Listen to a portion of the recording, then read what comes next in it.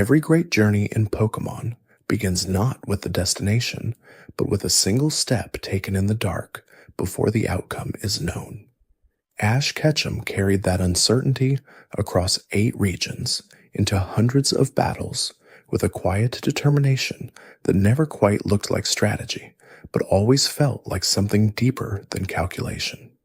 His Pokémon were not just tools of competition, but partners in a story that unfolded one encounter at a time.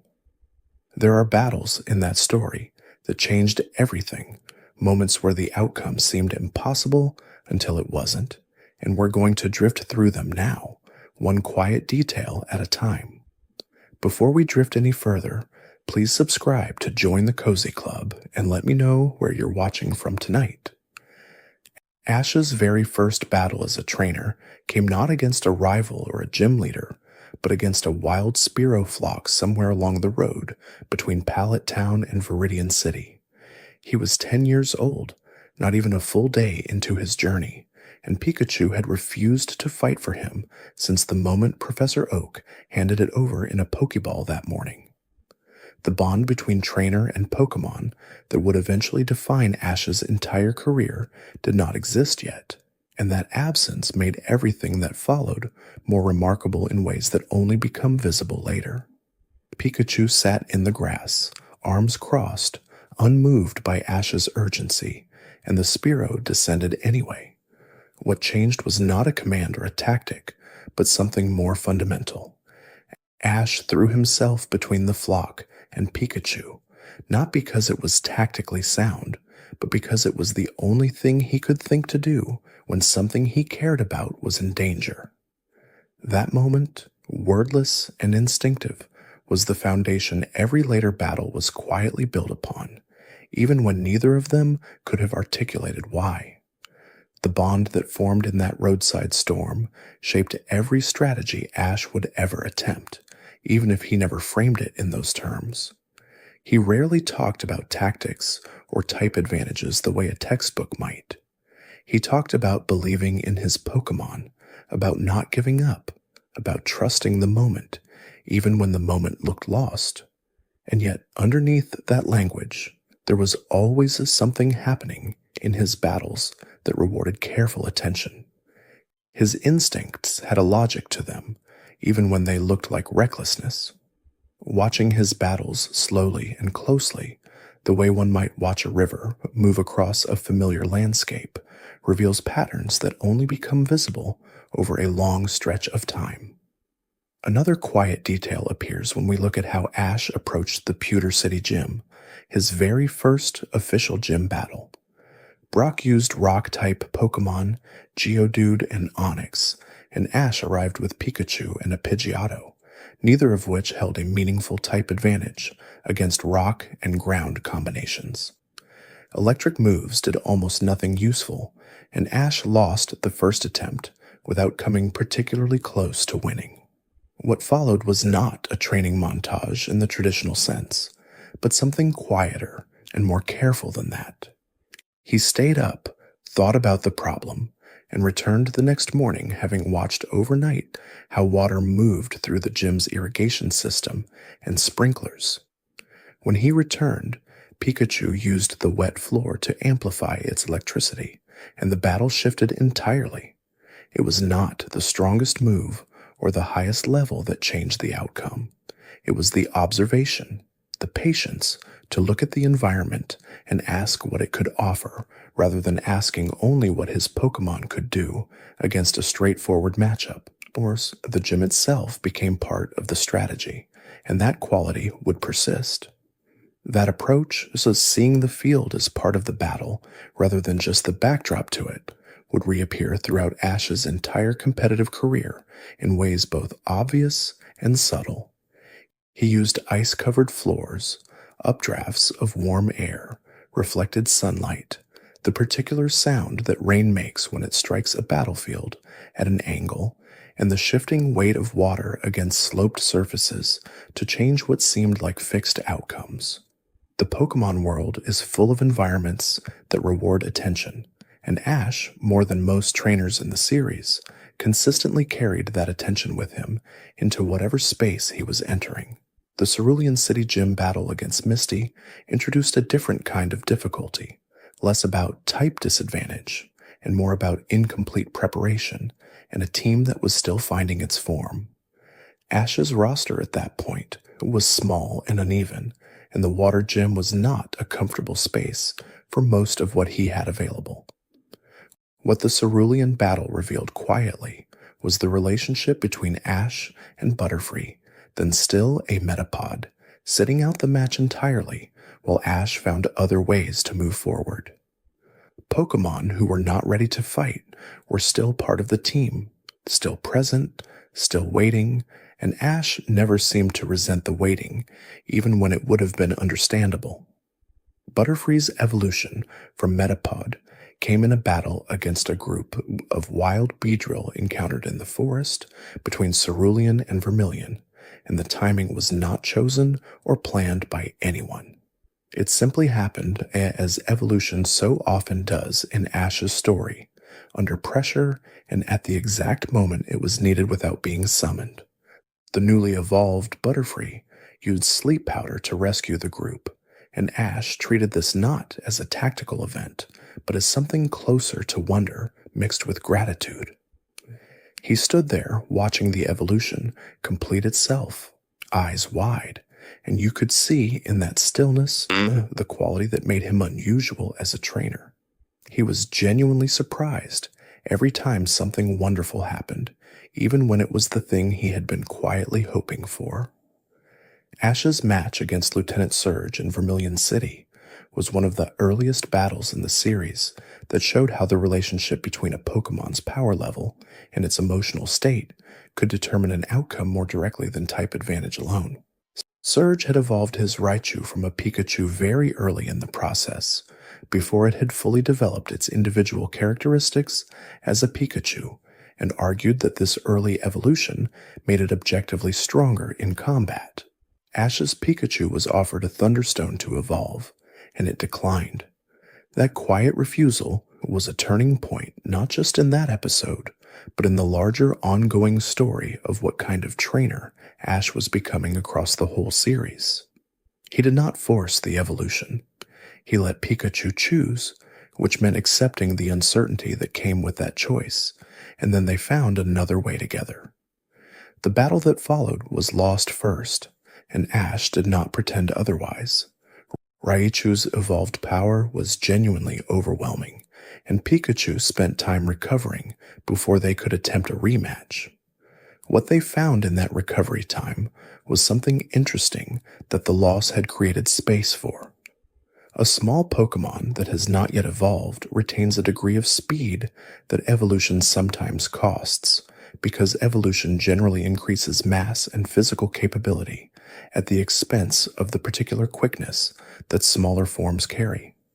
Pikachu dodged where Raichu could not keep up, and the outcome changed across the course of a second attempt that the first battle had been quietly teaching both of them how to fight. The lesson was not simply that smaller is sometimes better, but that the process of choosing not to change can itself become a source of strength when the choice is made consciously and with full understanding of what is being kept and what is being passed by. Ash internalized that lesson and carried it across his entire career in ways that were rarely stated explicitly, but were consistently visible in how he moved through difficult situations. The Celadon City Gym Challenge against Erica introduced Ash to a different kind of gym dynamic, where the trainer's relationship with her Pokémon was organized around care and tenderness rather than competitive intensity. Erica initially refused to allow Ash into the gym because of an earlier incident where he had, under a disguise, insulted the gym's perfume. The resolution to that conflict came not through an immediate battle, but through Ash's rescue of Erica's gloom from a fire started by Team Rocket, and Erica only agreed to battle after seeing how Ash behaved when competition was removed from the equation. He was the same person. Ash's gym battles in Kanto were each shaped by something beyond type matchups and level comparisons, though those mattered too. There was a quality in how he entered each gym that was different from how most challengers entered. He was not performing confidence for anyone's benefit, and he was not concealing nervousness behind bravado. He was simply present, alert, and genuinely interested in what was about to happen, even when what was about to happen was going to be difficult. Gym leaders responded to that quality differently than they responded to challengers who arrived already certain of their own abilities. The Fuchsia City Gym battle against Koga involved an entirely different dimension of battling than anything Ash had faced in Kanto to that point. Koga specialized in poison types and in the tactical use of status conditions, invisible disruptions to a Pokemon's physical condition that could change a battle's outcome without looking dramatic. A Pokemon that was poisoned or put to sleep was still standing on the field, still there, but changing in ways that would not become visible until later in the match. Ash had to learn to track information he could not directly observe, to pay attention to what was happening beneath the surface of the visible battle. His Pidgeot handled the aerial dimensions of the battle. His Charmander managed the heat pressure, but it was Bulbasaur reliable and consistent in a way that had defined it since early in the Kanto journey that carried the most strategic weight in that match. Bulbasaur was a Pokemon that Ash rarely talked about in the enthusiastic way he talked about Charizard or Pikachu, but Bulbasaur was almost always present when the moment required something dependable rather than spectacular. The Fuchsia Gym rewarded that kind of understated reliability, and Ash left with the Soul Badge having learned something about what stability contributes to a team built around dynamic components.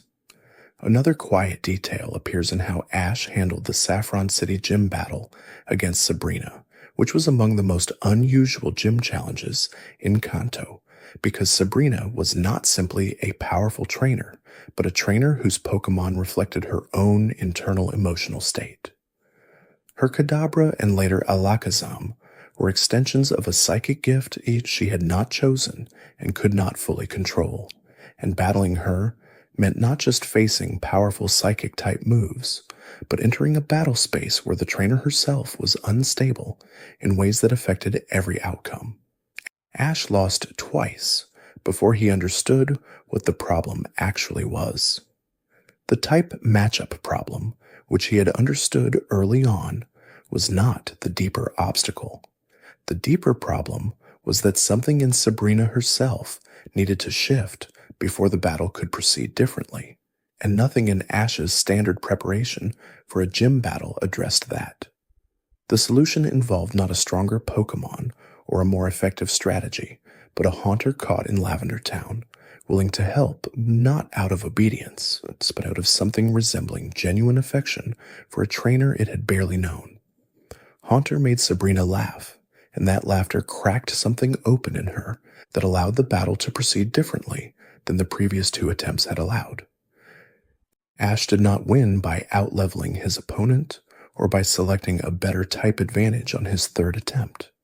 He won because he had paid attention to the person on the other side of the field, not just the Pokemon, and because a Pokemon that liked him had chosen to help in the only way it knew how. That is a strange and specific kind of victory, and it is entirely characteristic of how Ash moved through his battles across the whole series. The opponent was never only the Pokemon they sent forward. There is something in Ash's approach to battles that resists clean analysis, and that resistance is part of what makes watching them so interesting over time. He was not a tactician in the conventional sense of someone who plans from a distance and executes precisely. He reacted, adapted, and occasionally did things that seemed completely wrong until they turned out to be exactly right, given conditions that only became visible when the moment arrived. His instincts were shaped by experience that accumulated quietly, battle by battle, each loss or near loss adding a thin layer of understanding that he could not have articulated, but that appeared in his choices when pressure was at its highest. The battles in Ash's first Pokemon League, the Indigo Plateau, showed both the ceiling and the floor of where he was as a trainer at that point in his journey. He reached the top 32, which was remarkable for a trainer with less than a year of practical experience. The format required 5-on-5 battles in the preliminary round and 6-on-6 battles in the main rounds, and managing a full team across that many Pokemon simultaneously revealed gaps in how Ash distributed attention. He had deep relationships with his primary partners and shallower knowledge of Pokemon he had caught more recently. His battle against Richie, the trainer who eliminated him, was one of those moments where a small sequence of decisions created an outcome that the overall comparison of teams would not have predicted in advance. Charizard refused to battle, sitting down mid-match in the way it had been doing with increasing frequency since its evolution, and Ash lost a match he might otherwise have won on the basis of his other partners alone. That loss stayed with him longer than most victories had, not because the competitive result was devastating, but because the failure had come from something inside his own team rather than from an opponent who had simply been better. Charizard's refusal was not an isolated event. It was the culmination of a dynamic that had been building since the Charmander days, when Ash had saved a Charmander abandoned by its previous trainer on a rain-soaked rock in the middle of a downpour. The love between them was real and established early, but as Charmander evolved through Charmeleon into Charizard, something in the relationship between them shifted in a way that neither of them had anticipated. The Pokémon had become powerful enough to make its own judgments about when obedience was worth the effort, and that power without mutual respect created a relationship that worked inconsistently even when both parties had originally chosen it freely. Charizard would battle when it chose to, ignore commands when it did not, and Ash kept trying to find ways to earn back what they had lost without being fully able to name what had been lost or why the loss had happened. It took a near-death experience in the Orange Islands, where Ash nursed Charizard back from a debilitating cold inflicted by another trainer's Poliwrath through an entire night of warm water and determined undemanding care to rebuild what the evolution had complicated between them. Ash did not ask anything of Charizard that night. He simply stayed. The moment after that recovery, when Charizard finally looked at Ash and obeyed his next command in battle without hesitation, was not marked by fanfare or formal acknowledgement. There was no speech about trust or partnership. Charizard simply turned toward the battle and fought, and the choice it was making in that moment was entirely different from the obedience it had performed before the rift had opened between them. It was not following an instruction. It was choosing to be there, and that choice made all the difference in how they worked together from that point forward. The Orange Islands offered Ash a different kind of competitive structure than the Indigo League had. The gym battles there were not straightforward type matchup contests, but physical challenges and environmental tests, unusual conditions that rewarded adaptability and creativity over raw power. Ash won the Orange League Championship against Drake and his Dragonite in a battle that stretched multiple Pokémon to near exhaustion before Pikachu's final Thunderbolt ended it with the last measure of energy either of them had available. That battle was one of the earliest, where Ash had to manage endurance carefully across his entire team, something that would become more and more important the further his career advanced. The Johto region brought Ash his longest single regional journey and some of his most sustained development as a trainer. He began rebuilding his team almost from scratch, leaving most of his Kanto Pokémon with Professor Oak, while he started fresh with a new region's encounters and a renewed openness to what he did not yet know. Totodile, Cyndaquil, and Chikorita joined him early in those days, and each brought its own personality, its own particular resistance or eagerness, its own rhythm in battle that differed from anything he had worked with before. Totodile was playful in a way that could look like an intention, but was actually a form of confidence, a Pokemon that was never anxious in battle because it had made a fundamental peace with whatever was in front of it. Cyndaquil was quiet and somewhat hesitant at first, needing time to trust before giving its full effort, a dynamic Ash had seen before in different forms and knew how to hold without demanding that it resolve faster than it wanted to.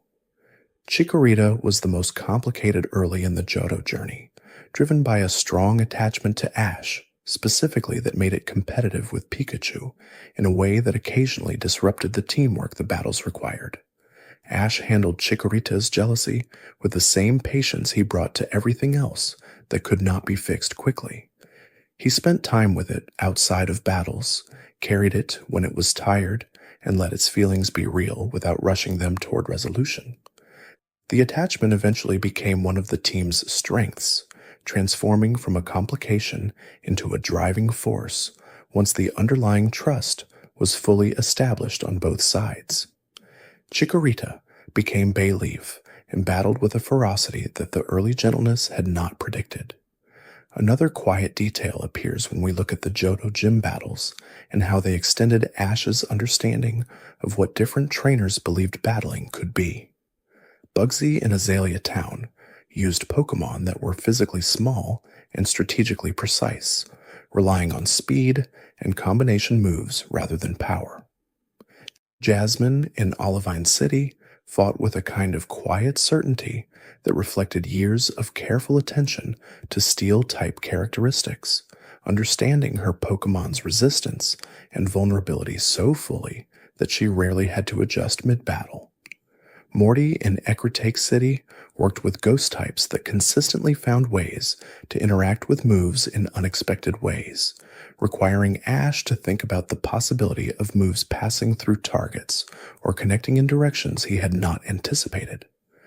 Chuck in Chianwood City used fighting types with a disciplined elegance that showed the difference between strength that was simply large and strength that had been organized through long practice. Price in Mahogany Town fought with an ice-type team that had been polished over decades of experience, and the weight of that experience was present in every move his Pokemon made. His Piloswine, in particular, moved with the settled confidence of a Pokemon that had been in more difficult battles than most trainers ever witness.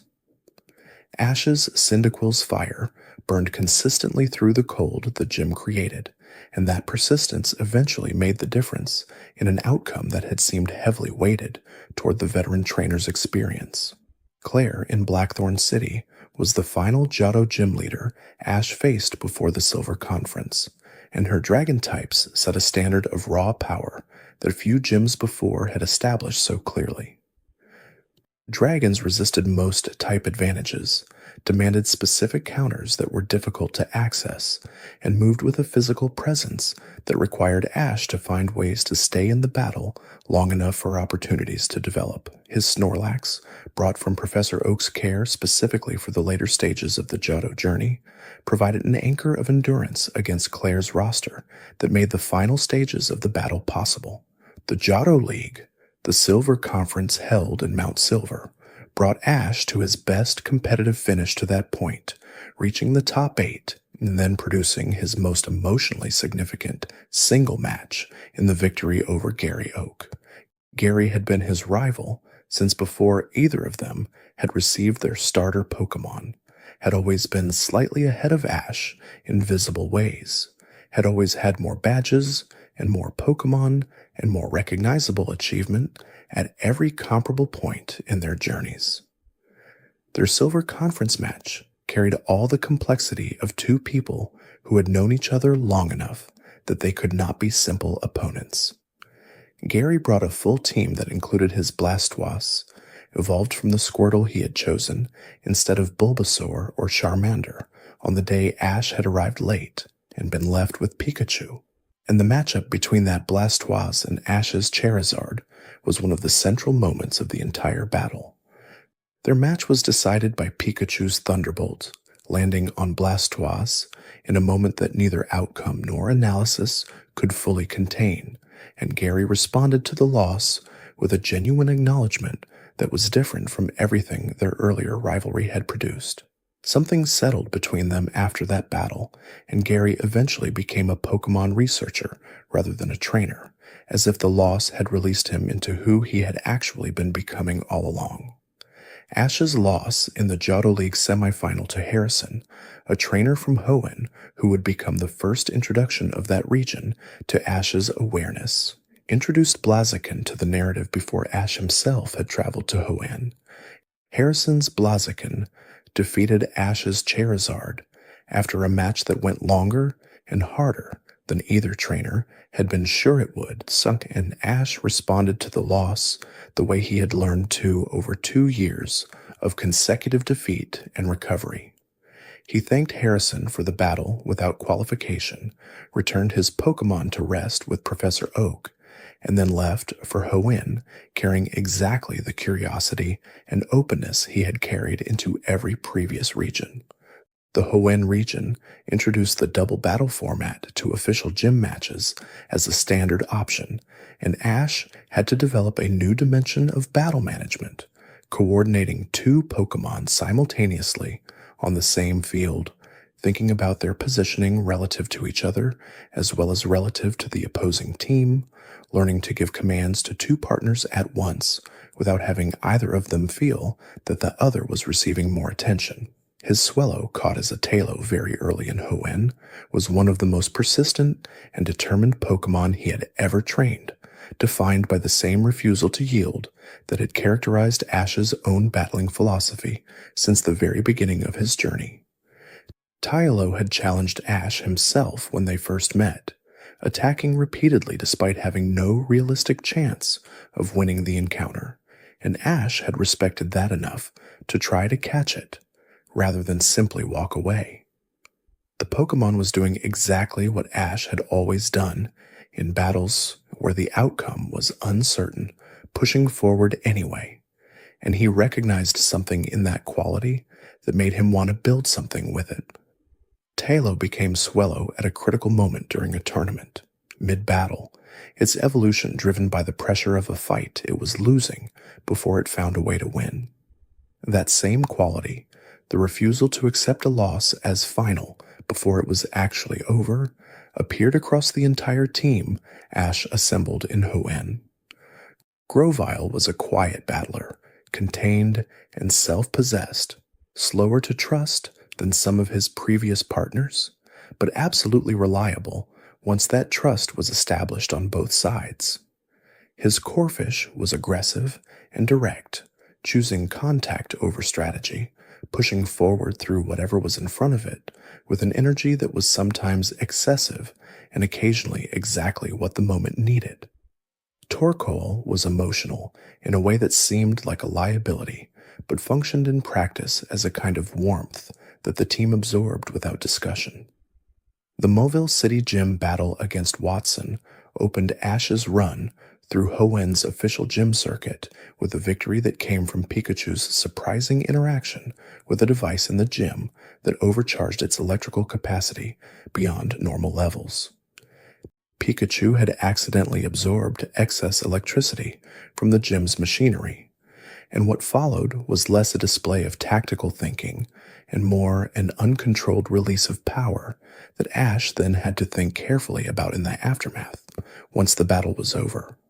The victory felt incomplete to him in a way that victories usually did not, because the result had not come from something he and Pikachu had built together, but from an external circumstance that had happened to them. His rematch against Brawly in Dewford Town for the Knuckle Badge required Ash to think about the relationship between a Pokemon's physical endurance and the mental clarity required to execute precise moves in a fighting gym environment. Brawly's approach to training Pokémon involved surfing as both physical conditioning and as a way of teaching his fighters to find a center of gravity that could not be easily disrupted. Ash found a way through the Dewford Gym, not by matching that centered quality, but by finding in his Taillow's aerial perspective an angle that the fighting types on the gym floor could not easily address. Liza and Tate in Moss Deep City required the double battle format and offered two trainers simultaneously, rather than one, a twin sibling pair who had trained together since early childhood and who had developed a psychic coordination between them and their Pokémon that made their double battles feel like one deeply interconnected system rather than two separate partners working together. Ash's Pikachu and Swellow formed their own kind of aerial plus ground coordination to find the spaces in that system, and the Moss Deep battle was one of the most technically interesting of the Hoenn gym circuit. The Evergrande Conference, Ash's Hoenn League, carried him into the top 8 before he was eliminated by Tyson, a trainer from the same region who traveled with a Meowth that wore boots, a Pokémon distinguished not just by the unusual footwear but by a battling rhythm that was genuinely different from any Meowth Ash had encountered. Normal-type Pokémon with high mobility and unpredictable movement patterns were among the more difficult opponents Ash faced in the series, because their typing gave them fewer obvious vulnerabilities, and the Meowth in particular seemed to move in ways that his usual strategic thinking did not naturally account for. Ash's Pikachu fought the boots-wearing Meowth in the final match of their encounter, and Pikachu went down first. That loss was painful in the way that all Pikachu losses were, carrying extra weight because of what Pikachu represented in the broader story. But Ash carried himself out of the Hoenn League the same way he had left every league before, with the loss absorbed and the journey continuing, no bitterness accumulating in the space where the result had fallen short.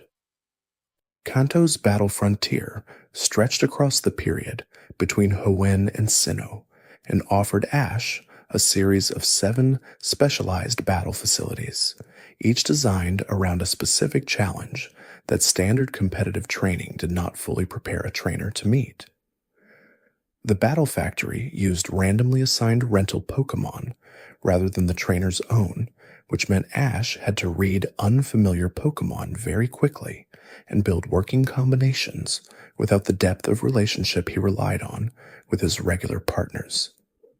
The Battle Pike used a system of choices that sometimes led to encounters with trainers, and sometimes to wild Pokémon, and sometimes to other encounters entirely, requiring patience and probability management alongside battling skill. The Battle Palace assigned moves randomly based on a Pokémon's nature, rather than allowing trainer input, which meant Ash had to think carefully about which Pokémon's natural tendencies aligned with the battle situation, rather than directing the battle through commands. The battle arena judged not just outcomes, but the specific qualities a Pokémon displayed in each exchange, rewarding certain battle values over others, in a scoring system that required Ash to think about how his Pokémon expressed themselves, in addition to whether they won. Each of these facilities stretched his understanding of what battling could mean beyond the simple binary of victory and defeat. His encounters with the Battle Frontier brains included Scott, who ran the overall Frontier operation and had been quietly watching Ash's development since before the Hoenn League. The brains themselves were among the strongest trainers Ash had faced outside of legendary encounters, each one deeply specialized and enormously experienced in the conditions their particular facility created. Tucker of the Battle Dome used performance and spectacle as part of his battling strategy, and Ash had to find a way to compete in a space that valued the aesthetics of battling alongside its outcomes. Lucy of the Battle Pike responded to Brock's presence in Ash's traveling group in a way that added an unusual layer of social complexity to what should have been a straightforward challenge encounter. Brandon of the Battle Pyramid defeated Ash 3 times in a row before Ash finally won their 4th encounter, and that sequence was one of the longer periods of sustained difficulty against a single opponent in Ash's competitive career. Brandon used legendary Pokémon from ancient ruins, Regirock, Regis, and Registeel, and his battles carried the settled weight of a trainer who had spent decades accumulating the precise kind of experiential knowledge that Ash was still actively building. Their first 3 encounters ended quickly enough that Ash had time to understand clearly where the gaps in his approach were, and the 4th was different in the way that long-studied problems become different once the understanding of them is finally complete. Skeptile, Ash's fully evolved Grovel, who had been through significant emotional difficulty earlier in Hoenn after a situation that had temporarily paralyzed its ability to battle at all, carried the final match against Brandon's Regirock to a victory that felt like a culmination of everything the Hoenn chapter had been quietly teaching. The Pokémon who had been temporarily lost had found a way back to itself, and that finding had produced something harder and more reliable than what had been present before the difficulty arrived. Ash's entry into the Sinnoh region brought him into contact with his most conceptually challenging rival in the series, a trainer named Paul who defined a competing philosophy of what Pokémon training meant with a clarity that could not be easily dismissed. Paul trained through systematic assessment and strict performance standards, releasing Pokémon who did not meet those standards, regardless of their effort or their potential, and his approach was not framed in the series as simply cruel, but as a coherent philosophy about what competitive results required. Against this background, Ash's methods are built on relationship and trust, and the belief that every Pokémon could find its full strength, given the right conditions, was tested more directly than it had been anywhere before. The contrast played out across years of encounters and partial battles before the full Sinnoh League match between them arrived. Paul won their early encounters consistently, and the victories were not close. His Pokémon were more powerful at equivalent stages of training, more focused in battle, less likely to hesitate at critical moments. The argument that his method produced results was not a weak argument, and Ash had to find within his own approach the rigor that Paul had found through a different path rather than simply asserting that his way was better. Chimchar, who became the center of that argument, had been Paul's before it was Ash's. Paul had seen something in Chimchar's potential, a particular capacity for the Blaze ability that could push its firepower into extraordinary territory under extreme pressure.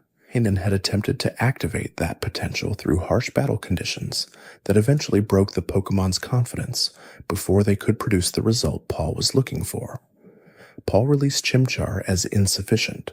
Ash caught it, which is to say Ash looked at a Pokémon that an experienced trainer had judged and found wanting, and said something different about what he saw. What Ash saw in Chimchar was not potential waiting for the right pressure to unlock it. He saw a Pokémon that had been hurt, and that needed to feel safe before it could show what it actually had. He gave it that safety not as a strategy, but as a simple recognition of what was in front of him, and the result over the following months was a Pokémon who found its confidence gradually, and then found its power as a consequence of the confidence, rather than the other way around.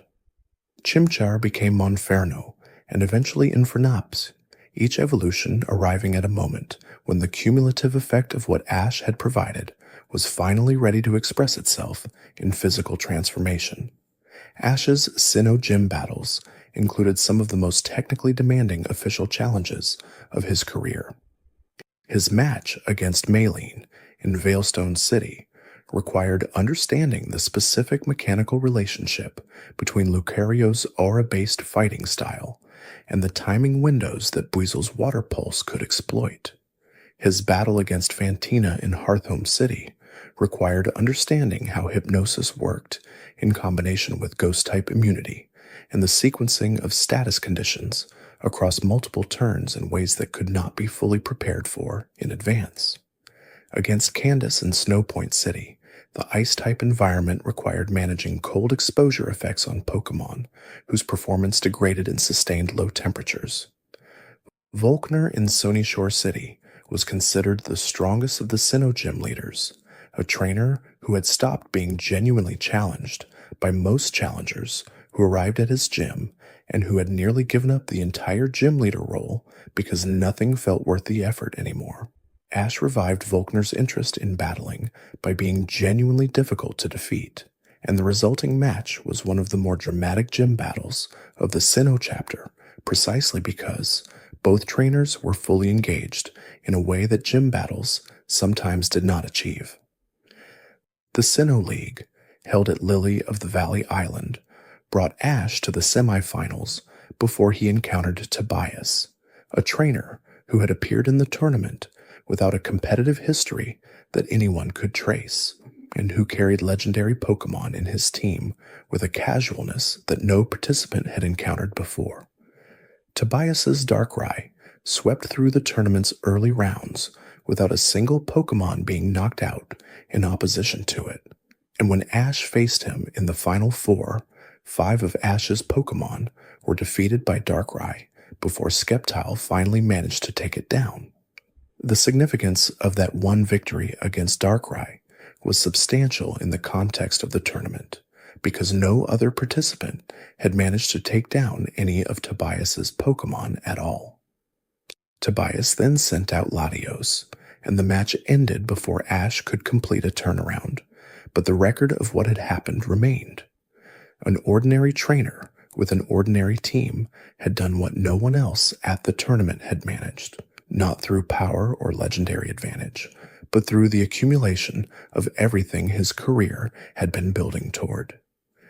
He reached the top 4, lost to the strongest trainer in the bracket, and left with that fact sitting alongside the result in a way that neither diminished the other. Paul's final full battle against Ash in the Sinnoh League quarterfinals, the match that their entire regional rivalry had been building toward, unfolded across a long and carefully structured series of exchanges that carried the weight of every previous encounter between them. Paul brought his strongest team, including Electivire, which had defeated Pikachu multiple times in their previous encounters, and Ash brought his full Sinnoh roster, organized around the understanding of his opponent that the years of rivalry had produced. Infernape was Ash's final Pokémon in that match, against Paul's Electivire, and what happened in that exchange was the argument of the entire Sinnoh chapter made visible. Infernape's Blaze, activated at the point of near defeat, produced a level of firepower that even Paul had not fully anticipated, and the Flare Blitz that ended the battle burned through the gap between their two philosophies in a way that both results and words could express, but neither alone could fully contain. Paul stood across the field and acknowledged what he had witnessed, which was the closest he came to acknowledging that a different path could produce results as legitimate as his own. The Pokémon he had judged insufficient had become more than either of them had been when they first met. Ash's entry into Unova represented the most deliberate reset in his competitive journey, a rebuilding from a foundation that was simpler and lower in visible achievement than anything he had started from since his first days in Kanto. The reasons for this reset have been analyzed extensively, and some of them are structural to the storytelling, and some relate to how the region's challenges were organized, but the effect was to put Ash into a position where his experience did not translate directly into early results, and where he had to find his way through unfamiliar territory without the advantage of accumulated competitive confidence. His Unova team was assembled through encounters that felt more random and circumstantial than his previous team constructions, and the personalities were more varied and more difficult in some ways than what he had worked with before. Oshawott was excitable and easily distracted by its own enthusiasm for water-based situations. Snivy was reserved and precise, having apparently had a previous trainer who had not been able to keep up with its standards and who it had left before Ash found it. Scraggy hatched from an egg and brought into Ash's team a particular brand of determined effort that consistently outpaced its actual current skill level. Ash's tournament results in Unova were initially inconsistent, and his loss in the Unova League to Cameron, a trainer who arrived with only 5 Pokémon in a competition that required 6 and still won, was one of the more frustrating defeats in his career, precisely because the margin of defeat did not feel commensurate with the quality of the preparation that had preceded it. He had worked carefully through the Unova challenges, had built relationships with a genuinely unusual roster of partners, and had arrived at the league more thoughtfully prepared than his early Unova results had suggested he would be. The loss to Cameron was specific in its causes, and Ash absorbed it the way he had learned to absorb specific losses, by understanding what had happened without letting the understanding expand into something larger than the event it was describing. Kalos changed the quality of Ash's competitive development in ways that became visible only across the full arc of the regional journey. He arrived with a renewed sharpness after the Unova experience, carrying a determination that was slightly different in texture from the determination that had characterized his earlier regional entries. He caught Froakie almost immediately, a Pokémon that had already been through several trainers who had not been able to work with it effectively, and what Froakie recognized in Ash was something that Ash himself rarely articulated, but that had been present in every relationship he had built with a Pokémon from the very beginning. Froakie's evolution pathway through Frogadier into Greninja proceeded with the particular quality that Ash's strongest evolutions had always carried. Each stage arrived at the right moment for both of them, not early and not forced, and the fully evolved Greninja developed into a partnership so deep and so mutually resonant that a form emerged from it that had no precedent in the Pokémon world's recorded history. Ash Greninja was a synchronized transformation that expressed the specific depth of their bond, with Ash's physical sensations mirroring Greninja's moves in real time, and both of them accessing a battle capability that neither could have reached independently. The first time Ash Greninja appeared, it destabilized both of them. The synchronization was too complete, too sudden, and the shared experience was overwhelming in a way that required adjustment before it could be used effectively. Ash lost consciousness briefly after their first synchronized battle, and the question of whether the form was safe or sustainable occupied a significant portion of the Kalos narrative before they found the balance that allowed it to function as a consistent asset rather than an unpredictable risk. His Kalos rival Alolan had Mega Charizard X, a capability that represented the region's most visible battling advancement, and their first match ended in Ash's defeat in a way that was not close enough to be encouraging. The Kalos League, when it finally arrived, offered the rematch that the earlier defeat had been preparing both trainers for, and the final match between them stretched across all 6 Pokémon, with neither trainer giving ground willingly at any point in the exchange. Ash's Goodra, a dragon type he had raised from a Gumi encountered in a wetland habitat, brought its considerable power to the Kalos League final and carried a narrative weight that was different from most of his team members because its backstory was organized around leaving and returning, around the relationship between a Pokémon who had found a community it needed and a trainer who needed to let it go toward that community. Goodra was on loan, in a sense, or a partner who was there for Kalos, but who had another life waiting for it, and the battles it participated in carried that quality of something finite, and therefore particularly present. Ash Greninja's defeat of Alan's Mega Charizard X in the Kalos League Finals Central Exchange was one of the most celebrated battle moments in the series, not just for the result, but for what it represented. The most visible battling advancement of the region, the peak of what the Mega Evolution system could produce, had been met and defeated by something built not from a stone and a key mechanism, but from a 10-year relationship between a trainer who had never stopped believing in his Pokémon and a Pokémon that had finally found the trainer worth transforming for. Alan's remaining Pokémon turned the tide and won the league for him, and Ash received the runner-up finish that was by then familiar.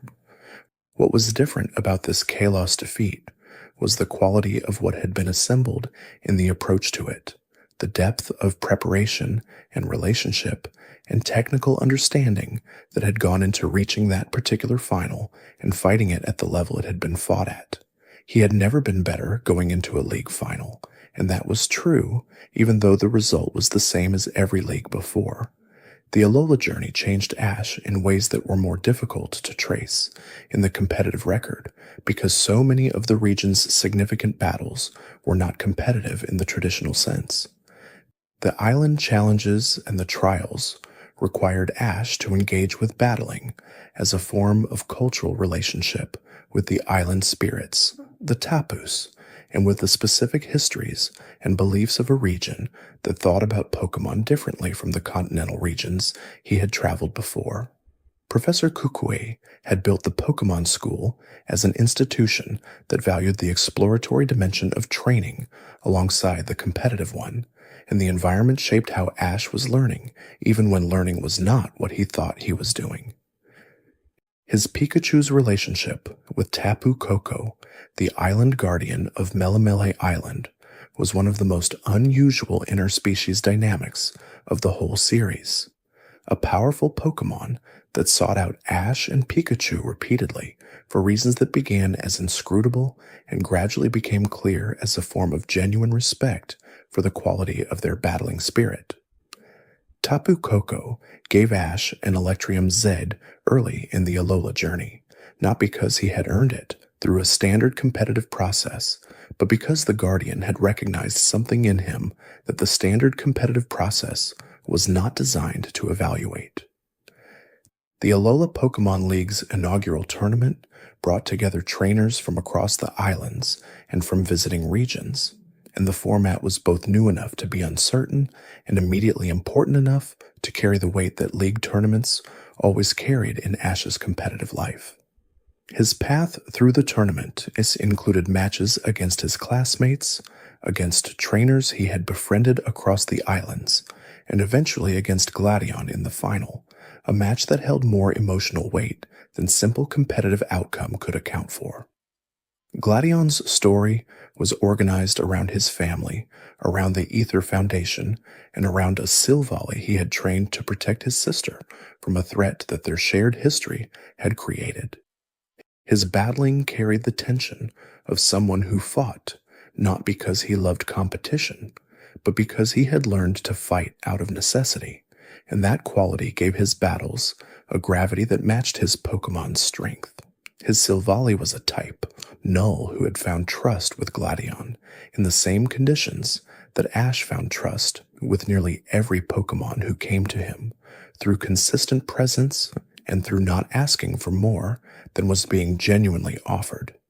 Pikachu's final Thunderbolt in the Alola League Championship match against Gladion's Silvally landed and settled the outcome, and Ash won his first official league championship after 10 years of competitive journey. The victory did not look radically different from any other final attack in any other match, and that was exactly right. He had not become someone else in order to win. He had simply continued being who he was, across every gym and every league and every frontier and every island challenge, and the world had finally aligned with the effort he had always been bringing to it. The World Coronation Series, which structured the final arc of Ash's competitive career, ranked all active trainers from every region on a single global scale and offered a clear hierarchy for the first time in his competitive life. Ash entered at the lowest ranking tier, as most trainers did, and worked his way upward over a period of months through regional battle encounters that each added or subtracted ranking points depending on outcome. The system was simple in its structure, but complex in its implications, because it meant that every trainer Ash encountered had something real at stake, something quantifiable that connected the individual battle to a global competitive position. His Riolu encounter early in the journey's arc produced Lucario, a Pokemon with an aura sensing ability that allowed it to perceive information about opponents that standard observation could not access. Lucario's aura perception was not simply a supplementary tool in battle, but a way of reading the emotional state of opposing Pokémon, understanding where they were between full confidence in the edge of their limits and calibrating responses to that understanding in real time. Ash worked to develop a similar sensitivity through their training together, less as a developed psychic ability and more as a deepened attentiveness to what his Pokémon were expressing beyond their battle performance. His Dragonite, caught after a competitive encounter in a snowstorm, was one of the most immediately powerful Pokémon he had ever trained, carrying a physical strength that few of his previous partners had matched at the point of capture. His Gengar, who had been waiting in a hospital for a trainer who never returned, came to Ash not through a conventional competitive encounter, but through the same basic mechanism that had characterized his most important partnerships from the beginning: recognition across a distance that required neither words nor extended time to establish. His Dracovish, an ancient Pokémon revived from fossil remains through modern restoration technology, was the most unusual addition to the Journeys team, a Pokémon from a distant past whose battling instincts were organized around a survival context that current competitive frameworks had not been designed for. Dracovish's Vicious Rend, a water-based move that activated at full power when the user moved first, was one of the most effective damage-producing tools in the team's roster, and Ash learned to sequence his team around the specific conditions that allowed Dracovish to express that power most effectively. The climb through the World Coronation ranking system brought Ash into the Masters 8, the top 8 trainers globally, and his placement there required victories against trainers who had held their positions for years. His match against Diantha, the Kalos champion, was a reunion with a tradition he had come close to, but never entered during his time in the region. Diantha's Gardevoir in Mega Evolution form was among the most technically sophisticated opponents he had faced, requiring precision and timing rather than power to find the openings necessary for meaningful damage. His match against Cynthia, the Sinnoh champion who had been the gold standard of competitive battling throughout the generation in which Ash had first developed his understanding of what elite training required, extended across a full 6-on-6 battle that felt like a summation of everything the Sinnoh journey had been building toward. Cynthia's Garchomp, her signature partner and the most recognizable symbol of Sinnoh's competitive excellence, was the final challenge of that match, and Ash's Lucario met it in a sequence that drew on everything their months of aura-based training had produced. The victory over Cynthia placed Ash in the Masters 8 final against Leon, the reigning world champion from Galar, who had built an undefeated competitive record over years of battling, and who had never encountered a situation in which his approach needed to be adjusted because the result had always resolved in his favor before adjustment was necessary. Leon's Charizard was the most famous Pokémon in contemporary competitive circles, a partner who had grown alongside him through every stage of his championship career and who expressed in battle a version of the bond between trainer and Pokémon that was as real and as deeply built as anything Ash had ever developed with his own team. The Masters 8 final between Ash and Leon was structured around 3 sets of battles, each set requiring specific Pokémon matchups, and the overall outcome of the series determined the World Championship.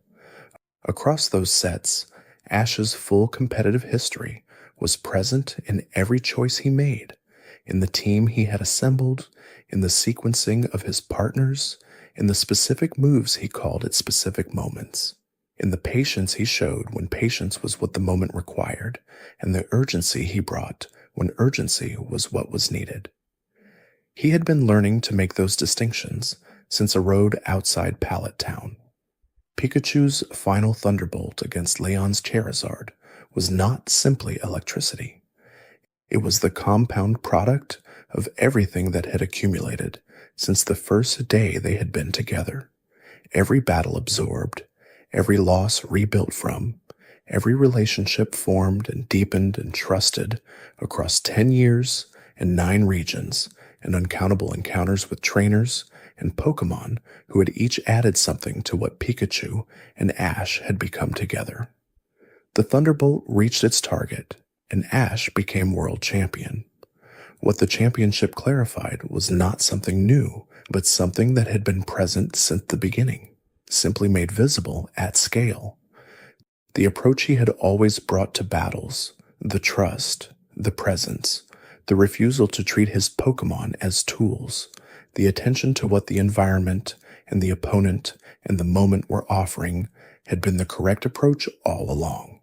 It had simply needed the right opponent and the right moment to produce the specific result that competitive titles require.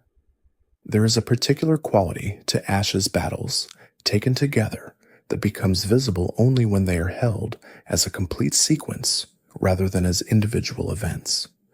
The early losses shaped what the later victories required. The relationships built in simpler battles carried forward into more demanding ones. The instincts developed against ordinary opponents applied, in modified form, against legendary ones. Nothing was wasted, and nothing was irrelevant, because every encounter was adding to a developing understanding that could not be rushed and could not be shortcut and could only be built through the accumulation of genuine experience. His Pokémon across the whole career reflected that accumulation. Pikachu was there from before any of it, had refused to follow him, and then chosen to stay, and the full arc of their partnership was the most complete story the series told across everything else it was saying. Every other Pokémon Ash trained, from Bulbasaur to Lucario, from Charizard to Dragonite, from Snorlax to Dracovish, contributed a chapter to the understanding that Pikachu had been part of from the very first moment of the journey. Charizard's growth from a Charmander abandoned on a rock to a world-level battle partner was a story about what love and expectation require of each other, and what happens when they fall out of alignment, and what it takes to bring them back into balance again. Infernape's growth from a Chimchar judged insufficient by one trainer to the pivotal partner in a match that settled the argument about what training philosophies produce was a story about the specific conditions under which potential becomes power.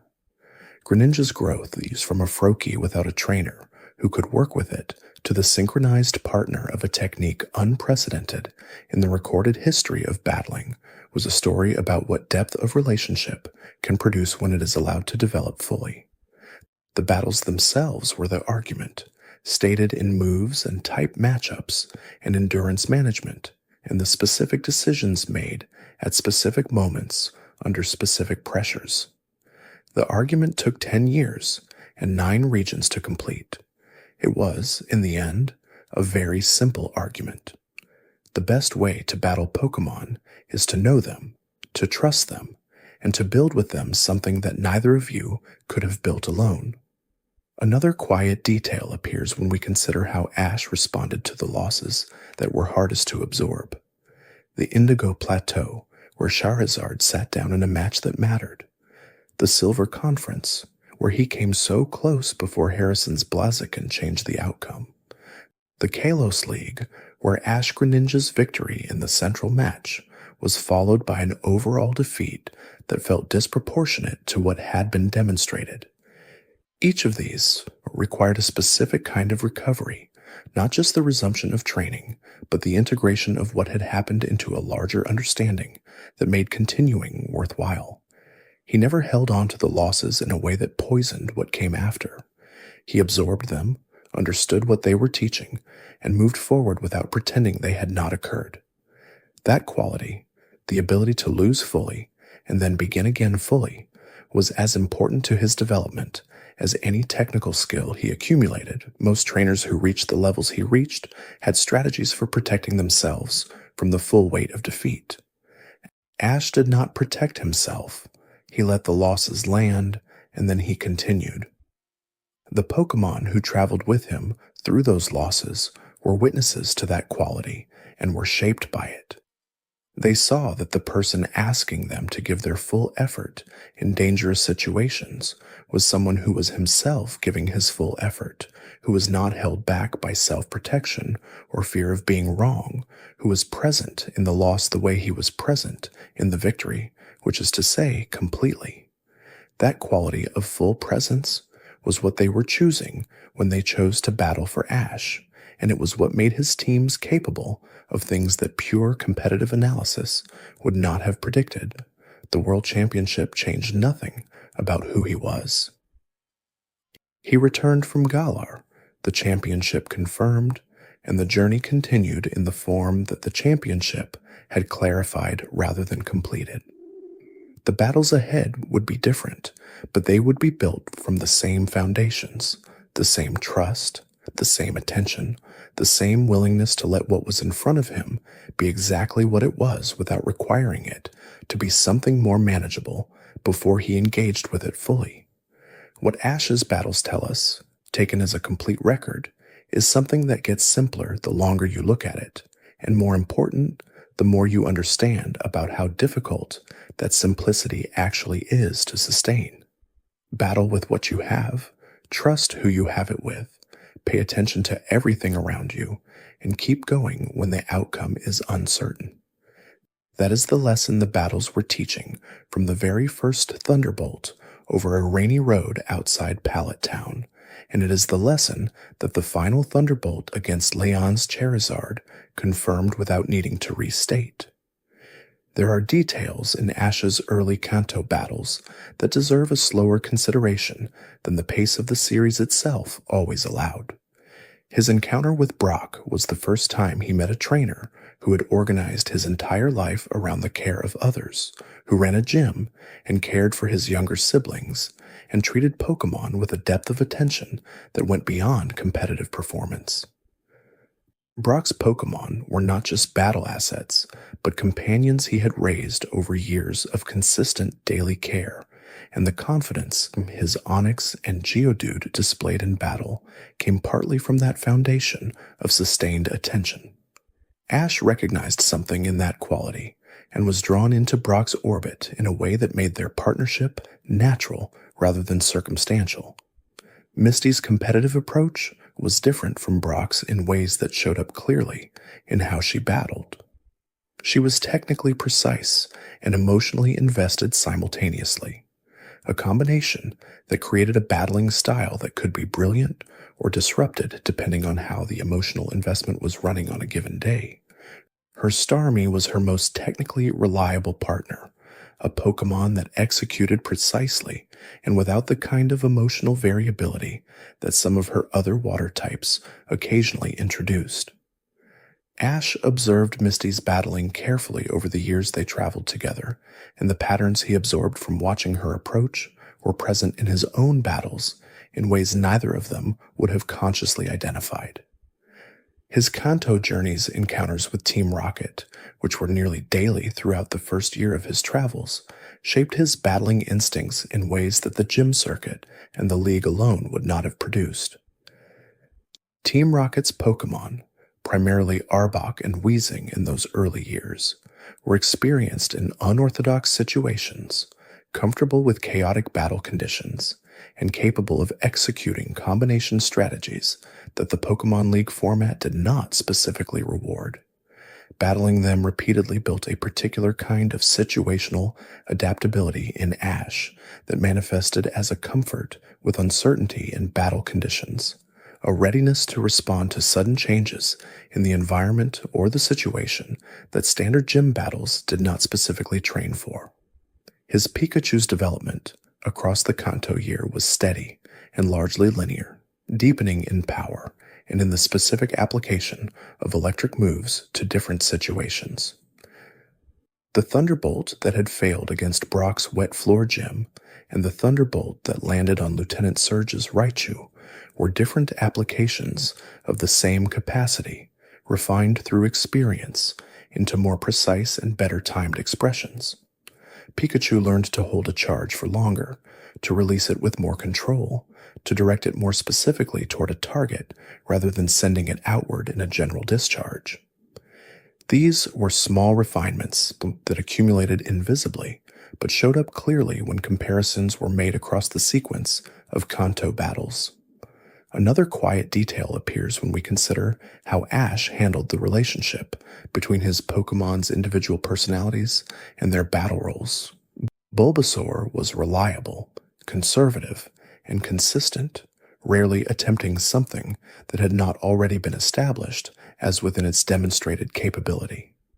Squirtle was tactically clever and somewhat showy, enjoying the performance dimension of battle in a way that occasionally led it towards slightly more complex solutions than the situation strictly required. These were not flaws but characteristics, and Ash's skill as a trainer was expressed partly in how he deployed those characteristics in service of whatever the specific battle situation required, rather than trying to make all his Pokémon interchangeable. The Pokémon balloon races, the beach competitions, the Pokémon orienteering events, and the various non-standard encounters that filled the spaces between gym battles and league tournaments were not separate from Ash's competitive development, but continuous with it.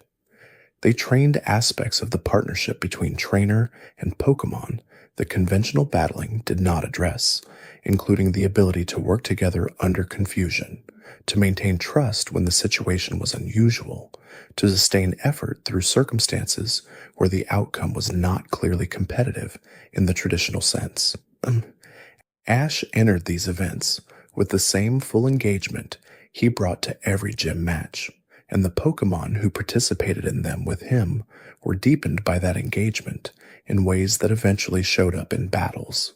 His encounters with Sabrina produced one of the most unusual competitive relationships of the Kanto arc, a gym leader who had built her competitive identity around a psychic gift she had not fully integrated and who battled from a place of emotional distance that her Pokémon reflected. The first loss to her Kadabra was immediate and total, and Ash left the gym understanding clearly that type advantage was not the primary obstacle in front of him.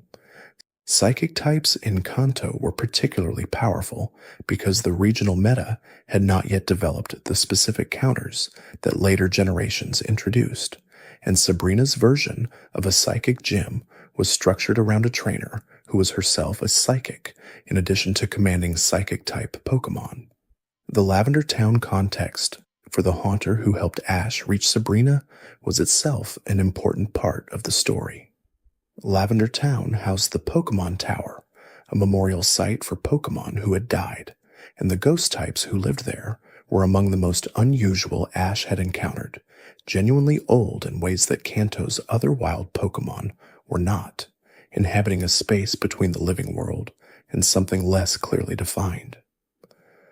Haunter had apparently been in Lavender Tower for an extended period, content in the particular atmospheric quality of the place, and it was drawn to Ash not by his competitive abilities, but by his genuine openness to whatever Haunter actually was. That openness was consistent across all of Ash's encounters with unusual or difficult Pokémon. He did not require them to be what he expected before he engaged with them. He met them where they were, which is a simple thing to describe and a difficult thing to sustain over years of encounters with Pokémon whose strangeness or difficulty could reasonably inspire a more guarded response. The fact that he sustained it consistently was not incidental to his competitive development, but central to it, because the Pokémon who responded to that openness were exactly the partners who made his teams capable of things that more conventionally managed rosters would not have achieved. His Kanto journey ended not with the Indigo Plateau League, but with the journey itself becoming the point, and that reorientation was important for understanding everything that followed. He had expected to win the league, had expected the championship to be a destination, and the defeat had made clear that the journey was the destination in a way that was more than a consolation for not winning. He was not a trainer who was going to arrive somewhere and stop. He was a trainer who was going to keep going, and the competitive record would accumulate around that going rather than directing it. The Orange Islands arc, taken between Kanto and Johto, was structured differently from a conventional regional challenge, and the GS Ball mystery that initially drove the trip toward the islands became secondary to the actual experience of a new competitive environment with new rules and new relationships. His match against Rudy on Trevita Island was one of the more unusual gym-style encounters. A trainer who battled in a dancing rhythm rather than a conventional match format, and who had a separate interest in Misty that added a social layer to what should have been a straightforward competitive encounter. Ash battled harder against Rudy than the technical matchup required, which was visible to everyone watching, and that extra effort produced the result. The Drake match at the Pomelo Stadium was the formal culmination of the Orange Islands arc, and Drake's roster included a Dragonite that would remain in Ash's competitive memory as one of the more physically imposing opponents his relatively modest team had faced. The Dragonite was not just powerful, but experienced in the specific way that Pokémon with very long competitive histories are experienced, with a steadiness under pressure that comes from having been in enough uncertain situations that uncertainty no longer disrupts the baseline performance. Ash's Pikachu faced that Dragonite at the end of the match when both sides had exhausted most of their resources, and the Thunderbolt that ended it was one of the cleanest competitive executions of that early era of his career. His Orange League trophy was the first formal championship hardware of his career, and what he did with it afterward was characteristic.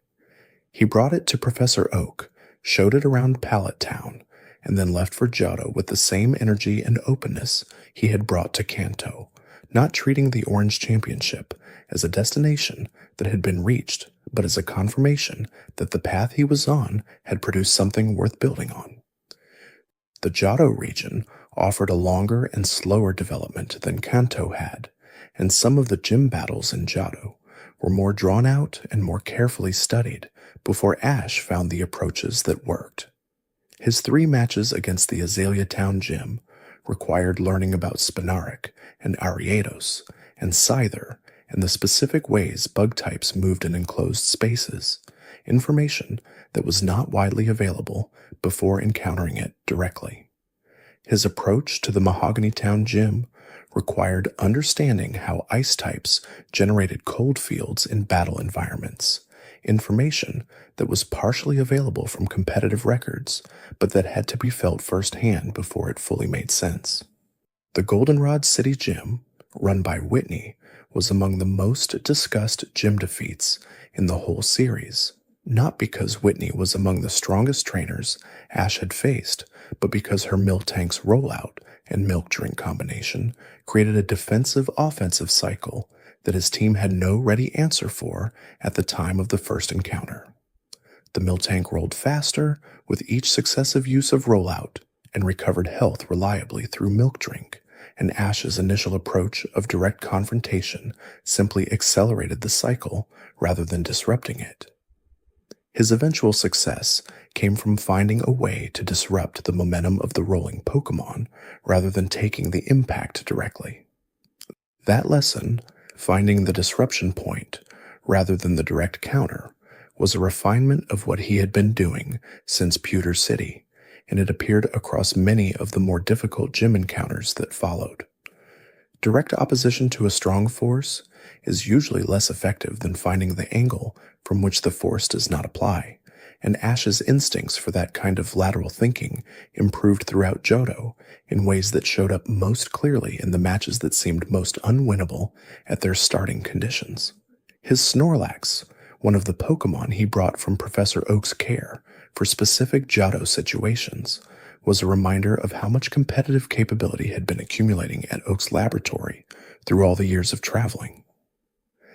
Ash had caught more Pokémon than he could carry at any given time, and each of them was continuing to develop at the laboratory in his absence, building toward a depth of capability that he could occasionally call on when the specific need arose. Snorlax's combination of enormous health reserves and unexpectedly powerful attack moves made it a Pokémon that could hold a difficult battle position longer than lighter alternatives could, and the Johto Gym circuit included several moments where that holding capability was exactly what was needed. His eventual Silver Conference match against Gary was the product of their entire shared history, and watching it required an understanding of where both of them had started and what they had each been building toward over the years of parallel development. Gary had been the more successful trainer by most visible metrics throughout Kanto, had more badges and more recognition and more Pokémon and more victories in informal encounters, and had framed their relationship as one of clear competitive hierarchy with himself at the top. The Silver Conference match inverted that framing definitively, and the inversion was not just a competitive result, but a clarification of which approach to training had been producing the deeper and more durable development.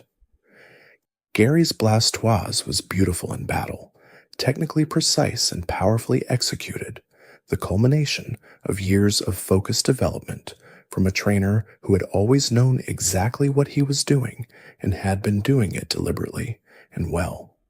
Ash's Charizard was not more technically polished than that Blastoise, but it was more deeply committed to the specific partnership that Ash had rebuilt through the Night of Care in the Orange Islands, and that depth of commitment produced a battle performance that matched what the Blastoise could offer, and then found one more measure of it when the match required.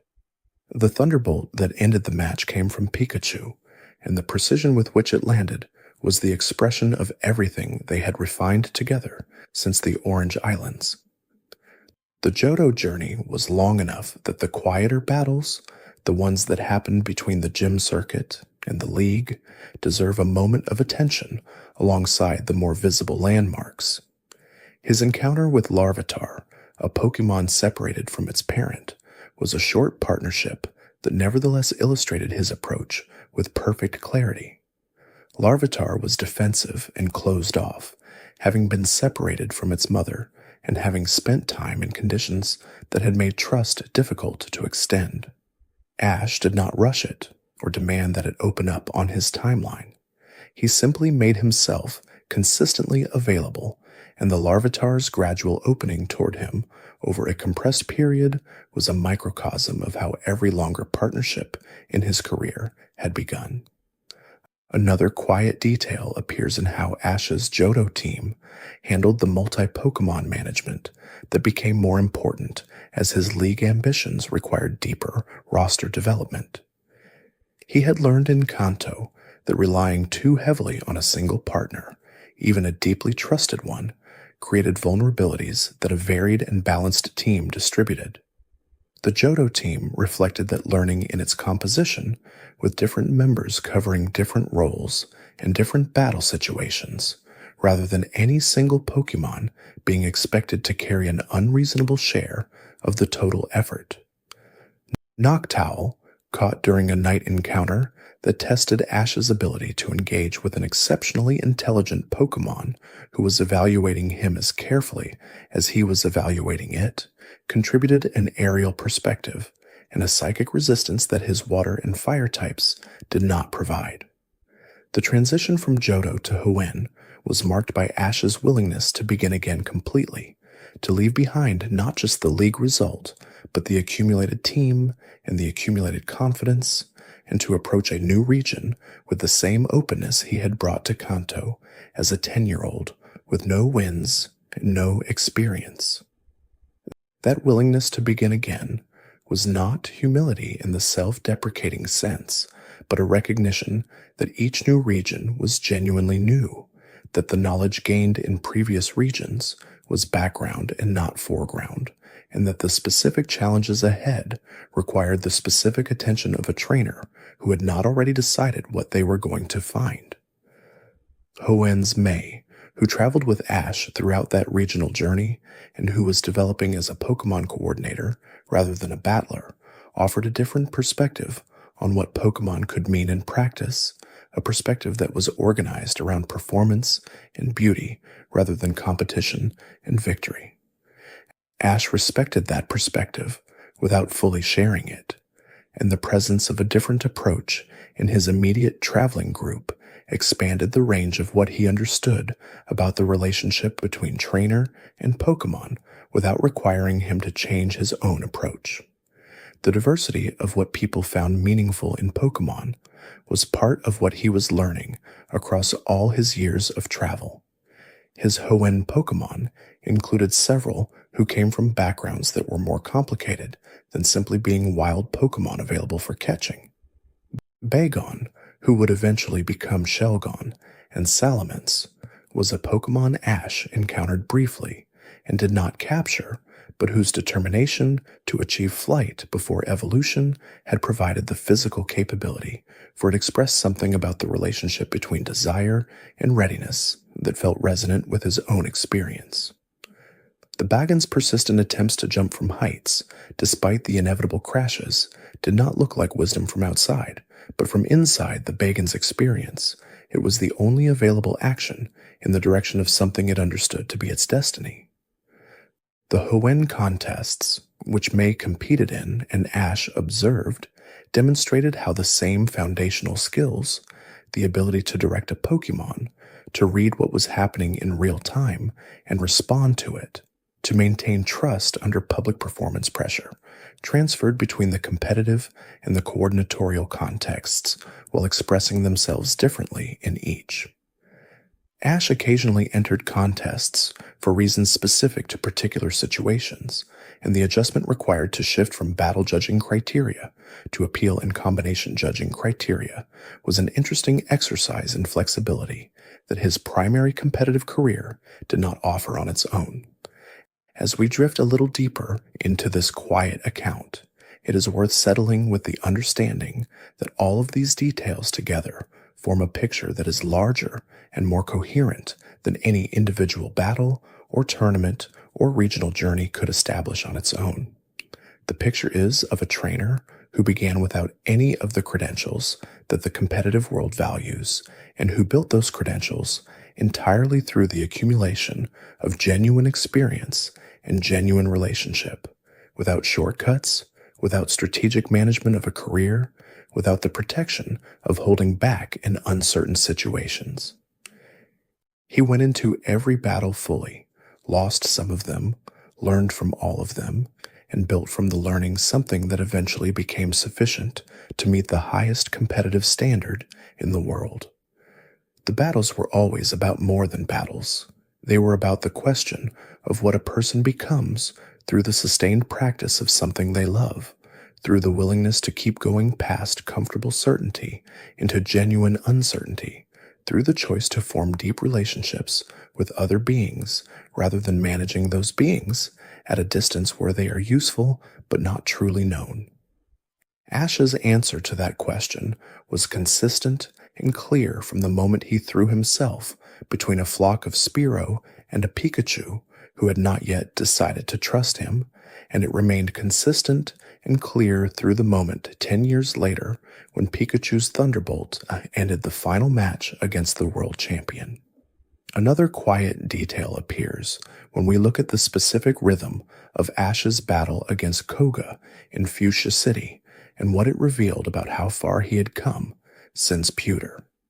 Koga battled with a patience that was itself a form of aggression, waiting for an opponent to make a mistake while filling the field with invisible pressure. His Venomoth and Arbok used status conditions and obscuring moves not to win quickly, but to change the quality of the battle over time, turning a match that began as straightforward into something gradual and compounding. Ash had not faced this kind of tactical patience before at the gym level, and his initial response was to push harder, which was exactly the response Koga was prepared for.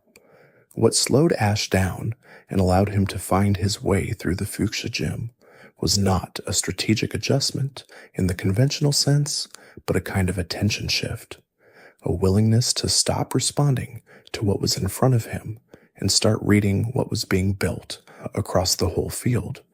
He noticed that Koga's Pokémon moved most aggressively when they sensed panic in their opponent, and that reducing the visible urgency in his commands changed the timing of Koga's responses. It was a subtle discovery, almost too quiet to track in the pace of the battle, but it changed enough that the openings appeared that the earlier approach had been closing off. His Bulbasaur carried the fuchsia match in a way that felt characteristic of everything the Pokémon had contributed since early in the journey. Not spectacular, not dramatic, not the kind of performance that replays look impressive, but consistent and thorough and grounded in a full understanding of what the specific situation required. Bulbasaur's Vine Whip and Sleep Powder combinations were not individually overwhelming, but they were applied with the right timing, and timing in Koga's gym was the variable that all the other variables depended on. The badge came from patience meeting patience, and patience was something Ash had been quietly accumulating since the first night he stayed up watching the Pewter Gym's sprinklers. The Cinnabar Island Gym, which required earning the right to challenge through a quiz about Pokémon knowledge before the battle itself, was one of the more unusual entry conditions in the Kanto Gym circuit.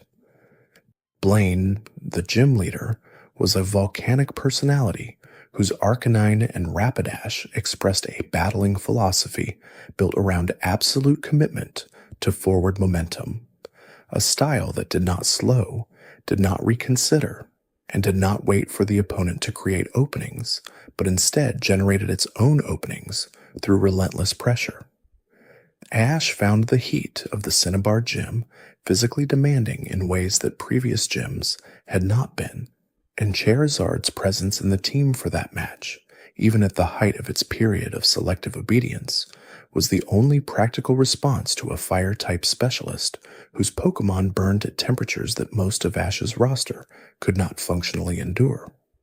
What the Cinnabar match taught him, and what Blaine expressed most fully in the second encounter conducted on the actual volcanic lava field of Cinnabar's erupting summit, was that the environment of a battle was sometimes so extreme that adapting to it rather than managing it was the only available approach.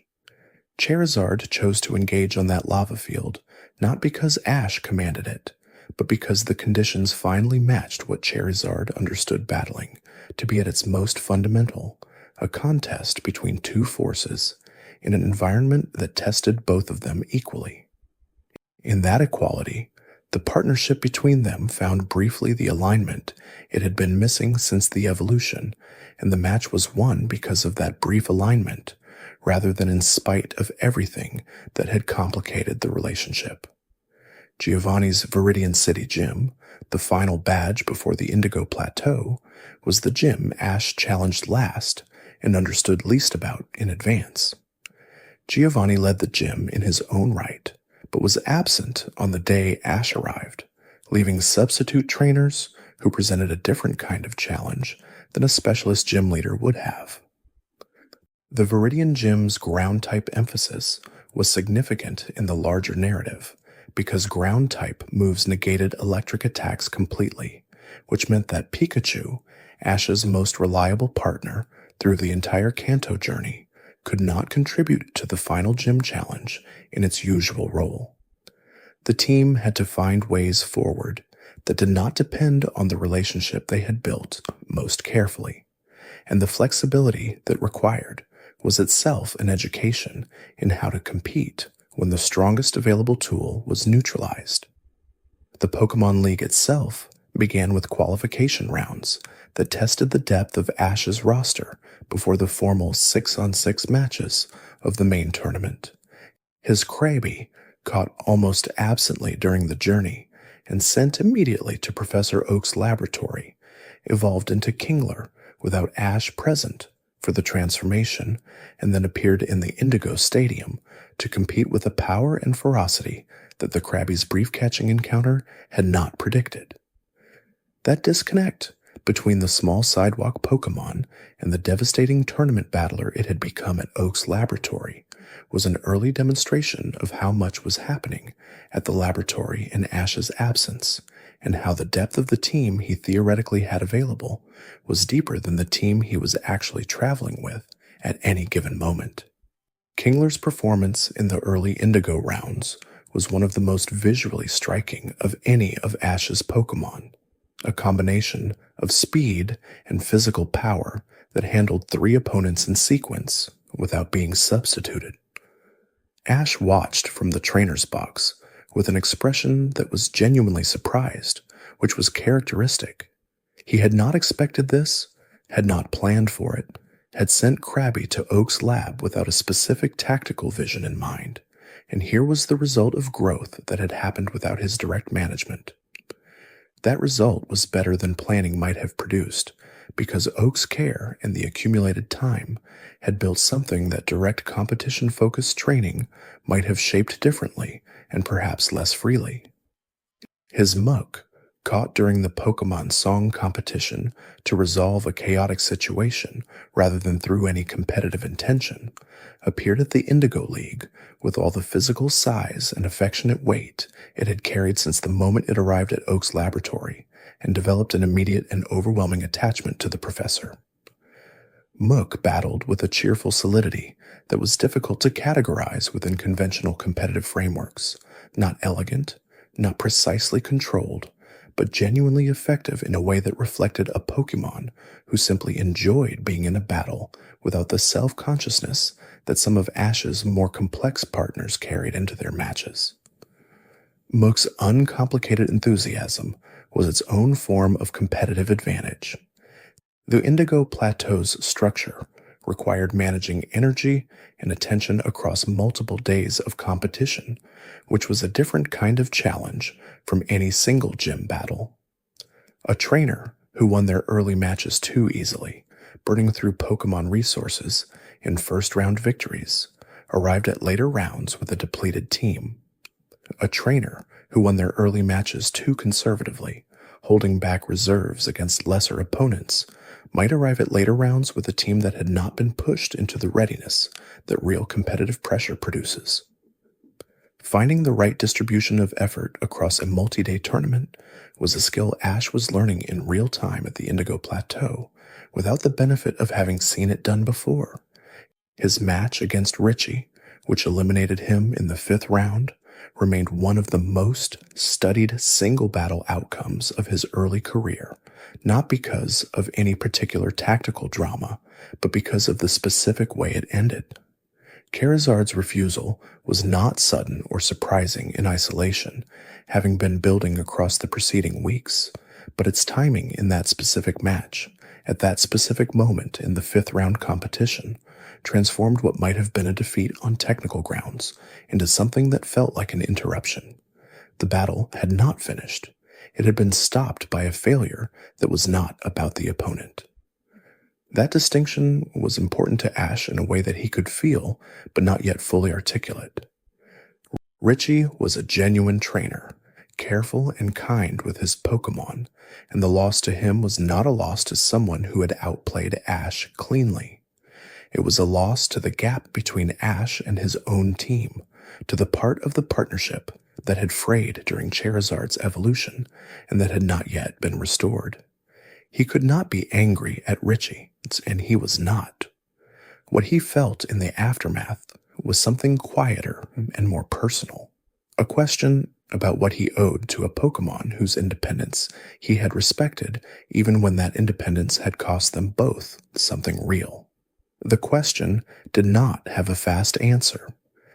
As we drift a little deeper into this, the year between the Indigo Plateau and the Orange Islands was a period of consolidation that the series moved through quickly, but that represented a significant internal shift. Ash returned to Pallet Town, spent time with Professor Oak, and thought about what the journey had taught him that the result had not reflected. He was not despairing. He was reviewing, the way any person reviews a significant effort once it is complete enough to be seen whole, and the review was producing a clearer picture of what the next stage required than the experience itself had been able to provide while it was still unfolding. Professor Oak's laboratory was always present as a kind of anchor in Ash's story, a place where the Pokémon he could not carry continued to develop, where the record of his journey was held, where the older generation of knowledge about Pokémon waited patiently for the questions that experience would eventually generate. Ash's relationship with Oak was not simply mentorship in the conventional sense, but something more mutual, an exchange between someone who knew what the book said and someone who was finding out what the field actually contained, and neither knowledge was complete without the other. His Bulbasaur's decision not to evolve, which came during a gathering of Bulbasaur at a Melanie's garden, where pressure was applied for all Bulbasaur present to evolve simultaneously, was one of the quieter expressions of the theme that had appeared first in Pikachu's Thunderstone refusal. Bulbasaur looked at what evolution offered and declined, not from inability but from choice, from a sense that what it already was had not yet found its complete expression.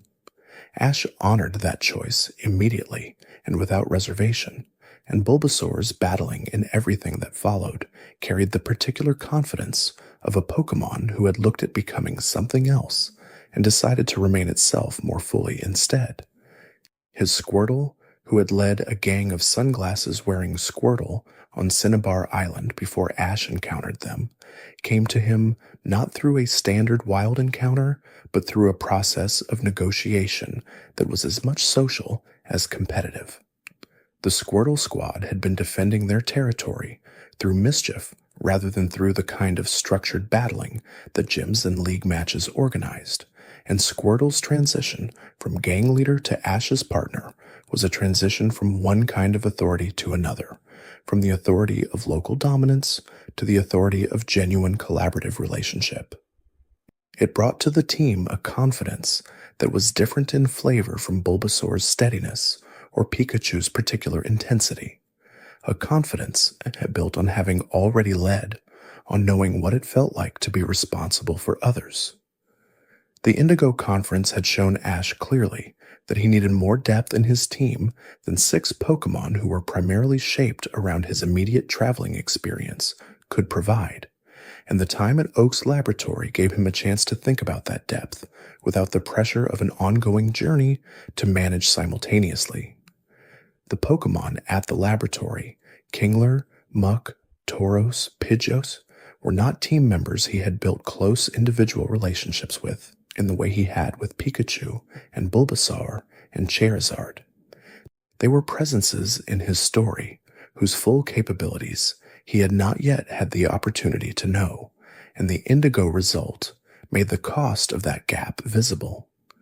Tauros had accumulated across a single afternoon in the Safari Zone 30 identical Pokémon caught one after another in a sequence that was more accidental than intentional, and the herd of them at Oak's laboratory was both remarkable and somewhat mysterious to Ash himself. He had not planned to catch 30 Tauros. He had simply found himself in the situation of catching them, and the catching had happened before any tactical framework for why it might be useful had been constructed. They would prove useful in specific league contexts where the sheer physical force and charging style of a Tauros was exactly the kind of presence the moment required, but the accumulation had preceded the understanding of its value. The Orange Islands changed what Ash understood battling could look like in a formal, competitive context. The gym matches there were not organized around type specialists with signature Pokémon whose patterns could be studied in advance. They were organized around conditions, each gym leader creating a specific physical challenge that required Ash to adapt to a particular environment or set of rules rather than to a particular opponent's team composition. Sissy's water gun accuracy challenge, Danny's racing and sculpting tests, Rudy's dancing rhythm battles, all of them required Ash to bring a different set of capabilities to the competition floor than gym challenges and type specialist gyms called on. His battle against Rudy deserves its own consideration because the emotional context of that match was as significant as the tactical content. Rudy had invited Misty to stay on Trevita Island, had treated her with genuine attention, and the competition between Rudy and Ash for that day had a quality of personal investment that showed up in how fully Ash committed to the match. He was not simply trying to earn a badge. He was trying, in a way he would not have named directly, to demonstrate something through how he battled that he did not have simpler words for. Pikachu's Thunderbolt was more precisely placed in that match than it had been in comparable situations, and the precision was not coincidental. Lorelei of the Elite Four, who Ash encountered at several points across his Kanto and Orange experience, represented a standard of battling that his league performance had not yet allowed him to genuinely test himself against. The Elite Four were separated from the gym circuit, not just by their power level, but by their depth of specialization, each one having built an understanding of their chosen type that went far beyond the knowledge available to a gym leader who had to maintain a location and deal with challengers of all skill levels. Lorelei's ice types moved with a fluid intelligence that expressed her decades of daily engagement with them, and watching her battle was one of the earliest experiences Ash had of what the gap between competent and genuinely excellent looked like in competitive practice. The period between Johto and Hoenn was one of the few moments in the series where Ash's development was addressed from multiple angles simultaneously. He had the Silver Conference result behind him, which was his best league finish to that point. He had the Gary match, which was among the most personally meaningful individual battles of his career. He had 2 full years of accumulated experience across 2 major regions, and he was about to set that aside completely and begin again in a region where none of the existing competitive context applied, where the gym system worked differently, where the ecological and environmental texture of battling was unlike anything he had developed his instincts against. The willingness to make that transition without resentment was itself significant. His early Hoenn battles showed the reset more clearly than he might have preferred. His first encounter with May's Torchic, who was still learning to use fire-type moves reliably, resulted in a match outcome that his Kanto-era performance would not have predicted.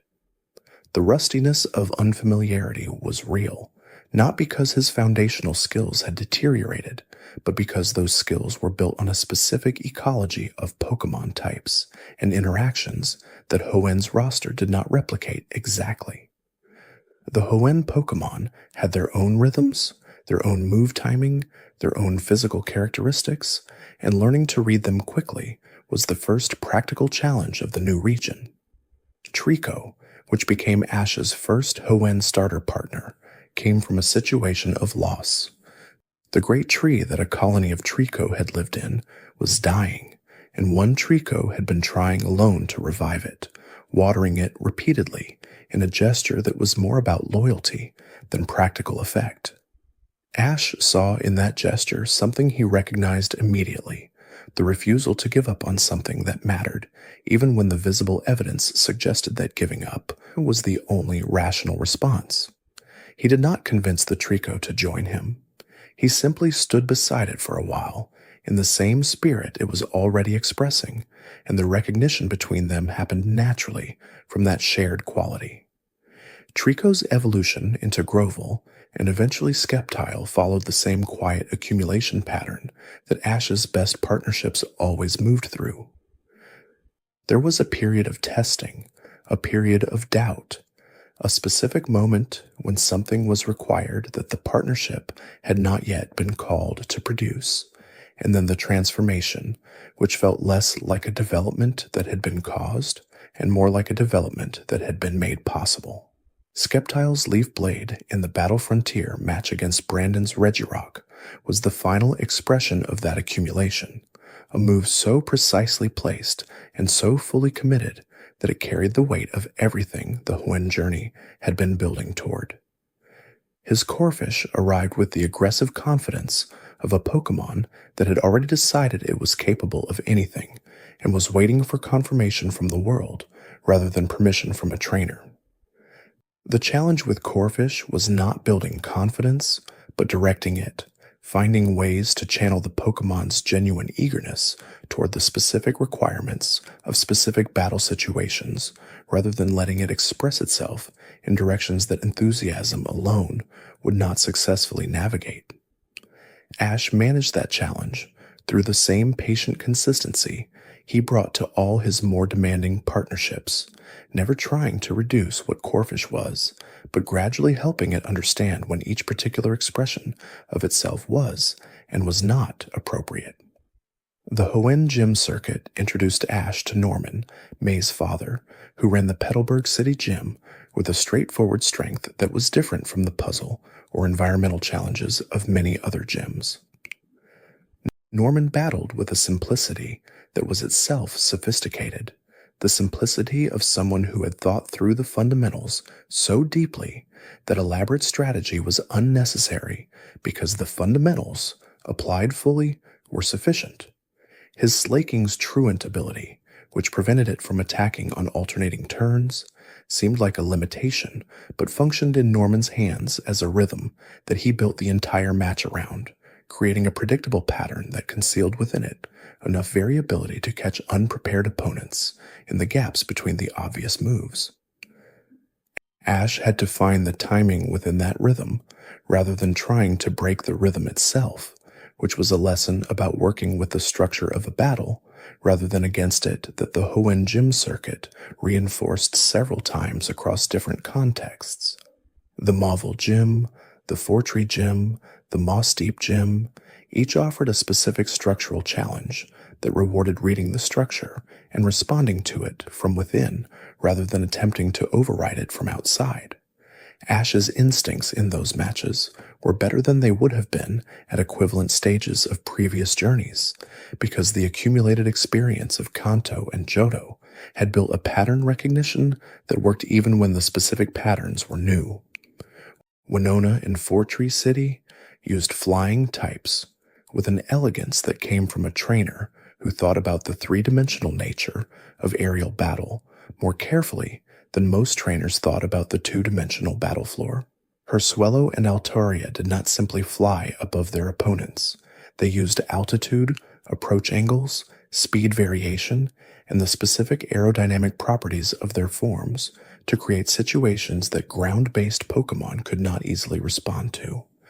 Ash's Grovyle, which was among the most agile of his non-flying Pokémon, provided a partial answer to the aerial challenge through its ability to use the vertical dimension of the battle environment as actively as Winona's Pokémon did, and the match between them was one of the more visually dynamic gym battles of the Hoenn arc. His Snorunt, caught during the later stages of the Hoenn journey, became Glalie through a combination of patience and a specific kind of crisis that pushed its development in ways that ordinary training had not yet reached. Snorunt's consistent failures to control its ice attacks, which scattered in every direction rather than following Ash's commands, were a source of frustration that Ash handled with a consistency of approach that was characteristic. He did not switch his focus to easier partners when Snorunt's training was going poorly. He stayed, adjusted, tried different things, and eventually found the specific combination of environment and instruction that allowed Snorunt's capability to align with its effort. The evolution into Glalie arrived as the expression of that alignment. The Evergrande Conference brought Ash's Hoenn campaign to its conclusion, and the matches there showed a tactical range he had not displayed at the Indigo Plateau.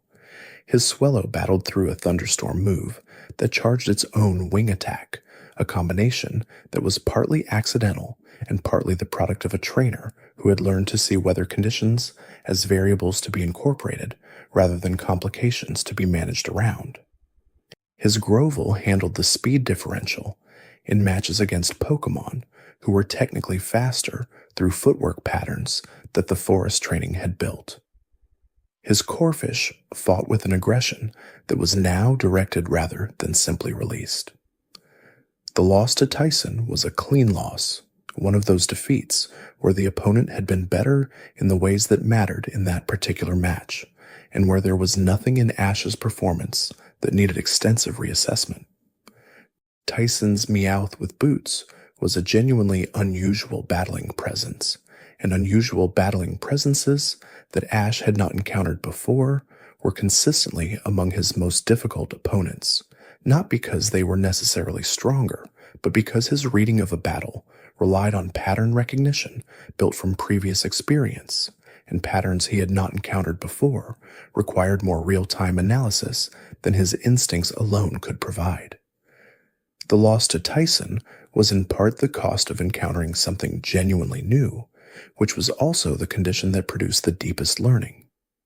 As we drift a little deeper into this account, the Battle Frontier arc deserves extended attention because it covered a dimension of competitive development that league tournaments alone could not have produced. The Frontier was not organized around building toward a single championship moment. It was organized around 7 distinct tests, each revealing a different gap between what Ash knew and what he needed to know, and the cumulative effect of working through all 7 was a competitive understanding that was broader and more flexible than anything the League circuit had built. The Battle Factory's rental Pokémon format was perhaps the most practically valuable of the Frontier challenges because it stripped away every advantage that deep relationship with specific partners provided. Ash could not call on Pikachu's specific charge timing or Sceptile's particular agility when he was working with Pokémon he had met moments before the match began. What remained available was his ability to read Pokémon he did not know, to understand from brief observation what a stranger's Pokémon was capable of, to build functional combinations from incomplete information under competitive pressure. That skill, which had been developing quietly across years of encountering wild Pokémon and rival trainers' partners, was what the factory tested specifically. His match against Noland, the factory head, required deploying a rental team against an opponent who understood every Pokémon in the rental pool intimately. Noland had battled with every Pokémon available in the factory's roster and knew their capabilities in a way that no challenger could match in a single encounter. What Ash had that Noland did not was the particular combination of inexperience with those specific Pokémon and the adaptability that inexperience occasionally produces, the fresh eye that finds approaches the expert has stopped considering because they do not fit the pattern the expert has already established. His Articuno encounter during the Battle Factory arc, a legendary ice bird that agreed to battle alongside Noland under extraordinary circumstances, was one of those moments where the normal rules of how battles worked were temporarily suspended by the presence of something that the normal rules had not been designed to govern. Ash's Charizard, called from Oak's laboratory specifically for this encounter, was the only response that made contextual sense. The only partner whose relationship with him was deep enough and whose power was sufficient to meet a legendary Pokémon in a context where competitive outcome mattered.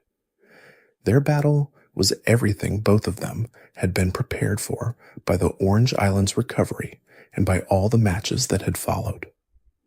The Battle Pyramid provided the final frontier challenge and the most personally demanding one, requiring Ash to navigate through an ancient structure filled with wild Pokémon and environmental challenges before reaching Brandon and his legendary Regis. Brandon's philosophy of battling, shaped by years of archaeological exploration and by the discovery and study of legendary Pokémon whose knowledge the modern world had lost, was as different from Ash's as Paul's would be in Sinnoh, but different in a direction that was about depth rather than distance, about accumulated knowledge of the ancient dimensions of Pokémon that current competitive frameworks had mostly set aside. The 3 losses to Brandon were among the most complete defeats of Ash's career in terms of how little he managed to establish in each match. Brandon's legendary Pokémon were not simply more powerful than Ash's team. They operated according to logics that Ash's reading of battle had not been structured to address. Ancient Pokémon who had been sealed in ruins for reasons connected to a history of conflict that predated the modern competitive framework entirely. Learning to battle against that kind of opponent required Ash to find in his own accumulated experience something that was not specifically the product of competitive training, a quality of presence and commitment that was more fundamental than strategy and more applicable than type advantage. Sekeptiel's victory in the fourth pyramid match came from exactly that quality, not from a move that was technically superior to what Brandon's Regirock could bring, but from a completeness of commitment in the moment that had no leftover capacity for doubt. Skeptile's Leaf Blade, in that final exchange, was everything that the Hoenn journey had been building without knowing it was building toward this specific moment, and the result was the ribbon, the frontier symbol, the first time Ash had been offered and accepted the position of frontier brain, which he declined because the offer meant stopping and the journey meant continuing. His refusal of the frontier brain position was characteristic of something that had always been true of him, and that never became less true as his competitive achievements accumulated. He was not building toward a position. He was building towards something less locatable and more essential, and positions, however significant, were stations on a road rather than destinations. The road itself was the point, and as long as there were regions he had not yet traveled, and trainers he had not yet met, and Pokémon who might choose him as their partner, the road was not finished. The Sinnoh journey opened with a theft. Team Rocket's attempted theft of Professor Rowan's briefcase during Ash and Dawn's first encounter set the terms for the regional dynamic in a way that immediate competitive challenges rarely did. Dawn was a new coordinator beginning her own journey, and the parallel structure of her development, alongside Ash's, made the Sinnoh arc richer in terms of the different ways it showed Pokémon partnerships expressing themselves. Her Piplup's personality, her Bunari's affectionate dynamic, her Pachirisu's chaotic energy, all of them offered continuous contrast to what Ash was building with his own Sinnoh team.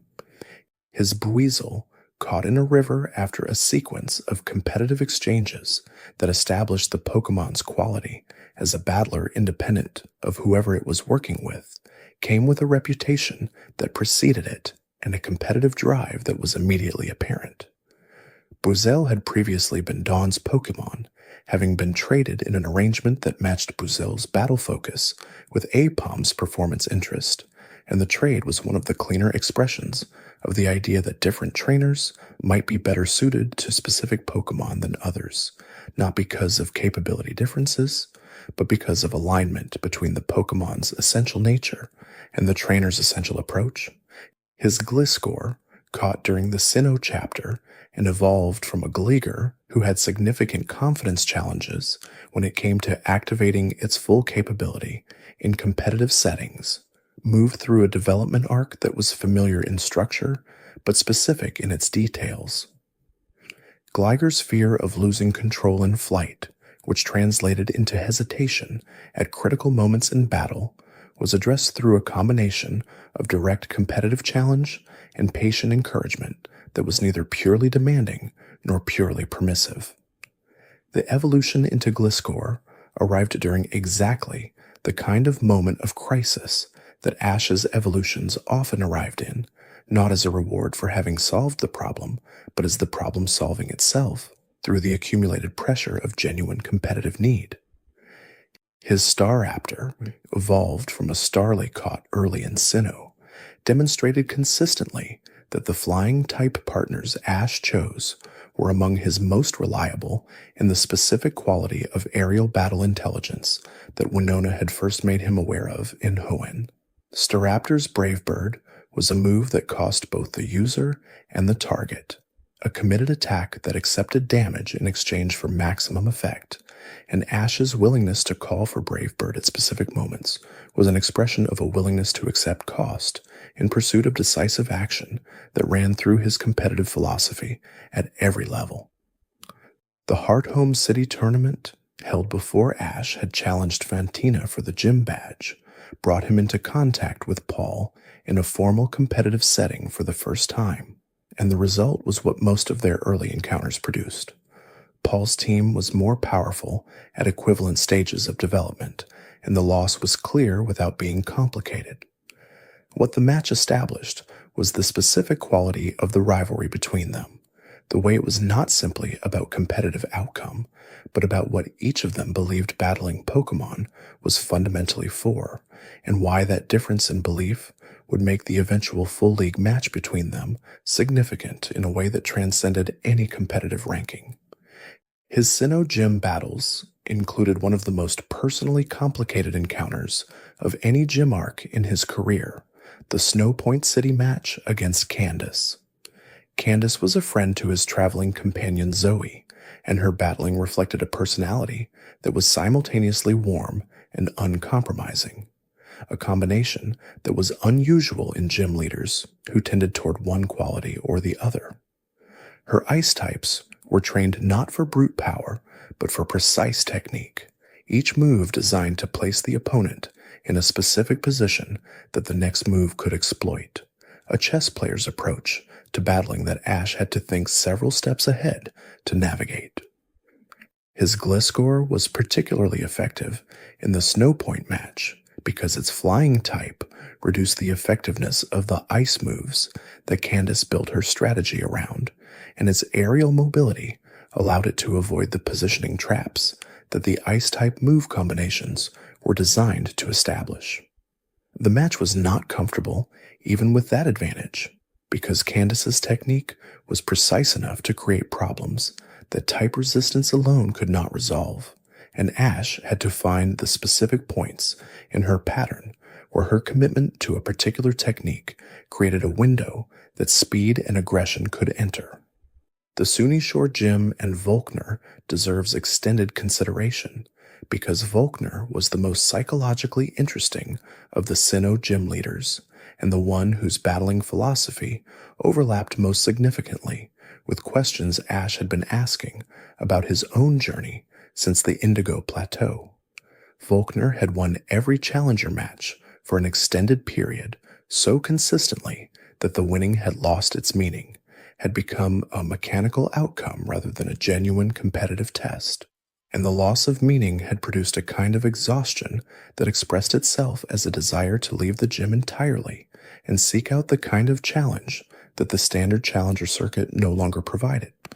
What Ash provided, when he arrived, was the first genuine competitive uncertainty Volkner had experienced in a long time, and the revived interest that uncertainty produced transformed the match into something that both of them needed it to be. Volkner's Electivire was the most directly relevant opponent for Pikachu in a gym match, an electric type match, where the question was not type advantage, but depth of development, and the answer to that question was different from what either of them would have expected before the battle showed them. Pikachu's victory against Electivire was not clean or easy, but it was complete, and the completeness said something about the depth of what Pikachu and Ash had built together across the Sinnoh journey and everything that had preceded it. The Sinnoh League's structure required managing a full tournament roster across multiple days, and the depth of the team Ash had assembled across the regional journey was visible in how many different Pokémon contributed meaningfully to different matches. His Torterra, his Infernape, his Gliscor, his Staraptor, his Buizel, his Pikachu, each carried specific roles in specific situations that the overall tournament demanded. The match against Conway, whose over-analytical battling style contrasted sharply with Ash's intuitive approach, showed how the same general information advantage that tactical analysis provided could be countered by the kind of in-the-moment adaptability that Ash's approach specifically developed. His victory over Paul in the quarterfinals was the longest individual battle of his career to that point, extending across full teams on both sides, with neither trainer finding the decisive advantage early. The match required everything both of them had built across the Sinnoh journey, and the outcome was not predetermined by the direction either philosophy pointed. Paul's Electivire was prepared for Pikachu in a way that earlier matches had established, and the specific preparation required Ash to use Pikachu in a way that the Electivire's preparation had not anticipated. which required Ash to know his own Pikachu well enough to see what the preparation was missing. That knowledge, built across 4 years of continuous partnership, was ultimately what the match turned on. Infernape's final battle against Electivire carried the weight of everything the Sinnoh chapter had built, and when the Blaze ability activated and the Flare Blitz landed with full power, the force of it expressed not just the battle outcome, but the argument about what training could produce when it was built on the right foundations. Paul stood across the field after the match and was still for a long moment, long enough that everyone watching understood something had shifted in him. Some position had become less fixed than it had been before the battle began. He acknowledged the result without ceremony, but the acknowledgement was genuine.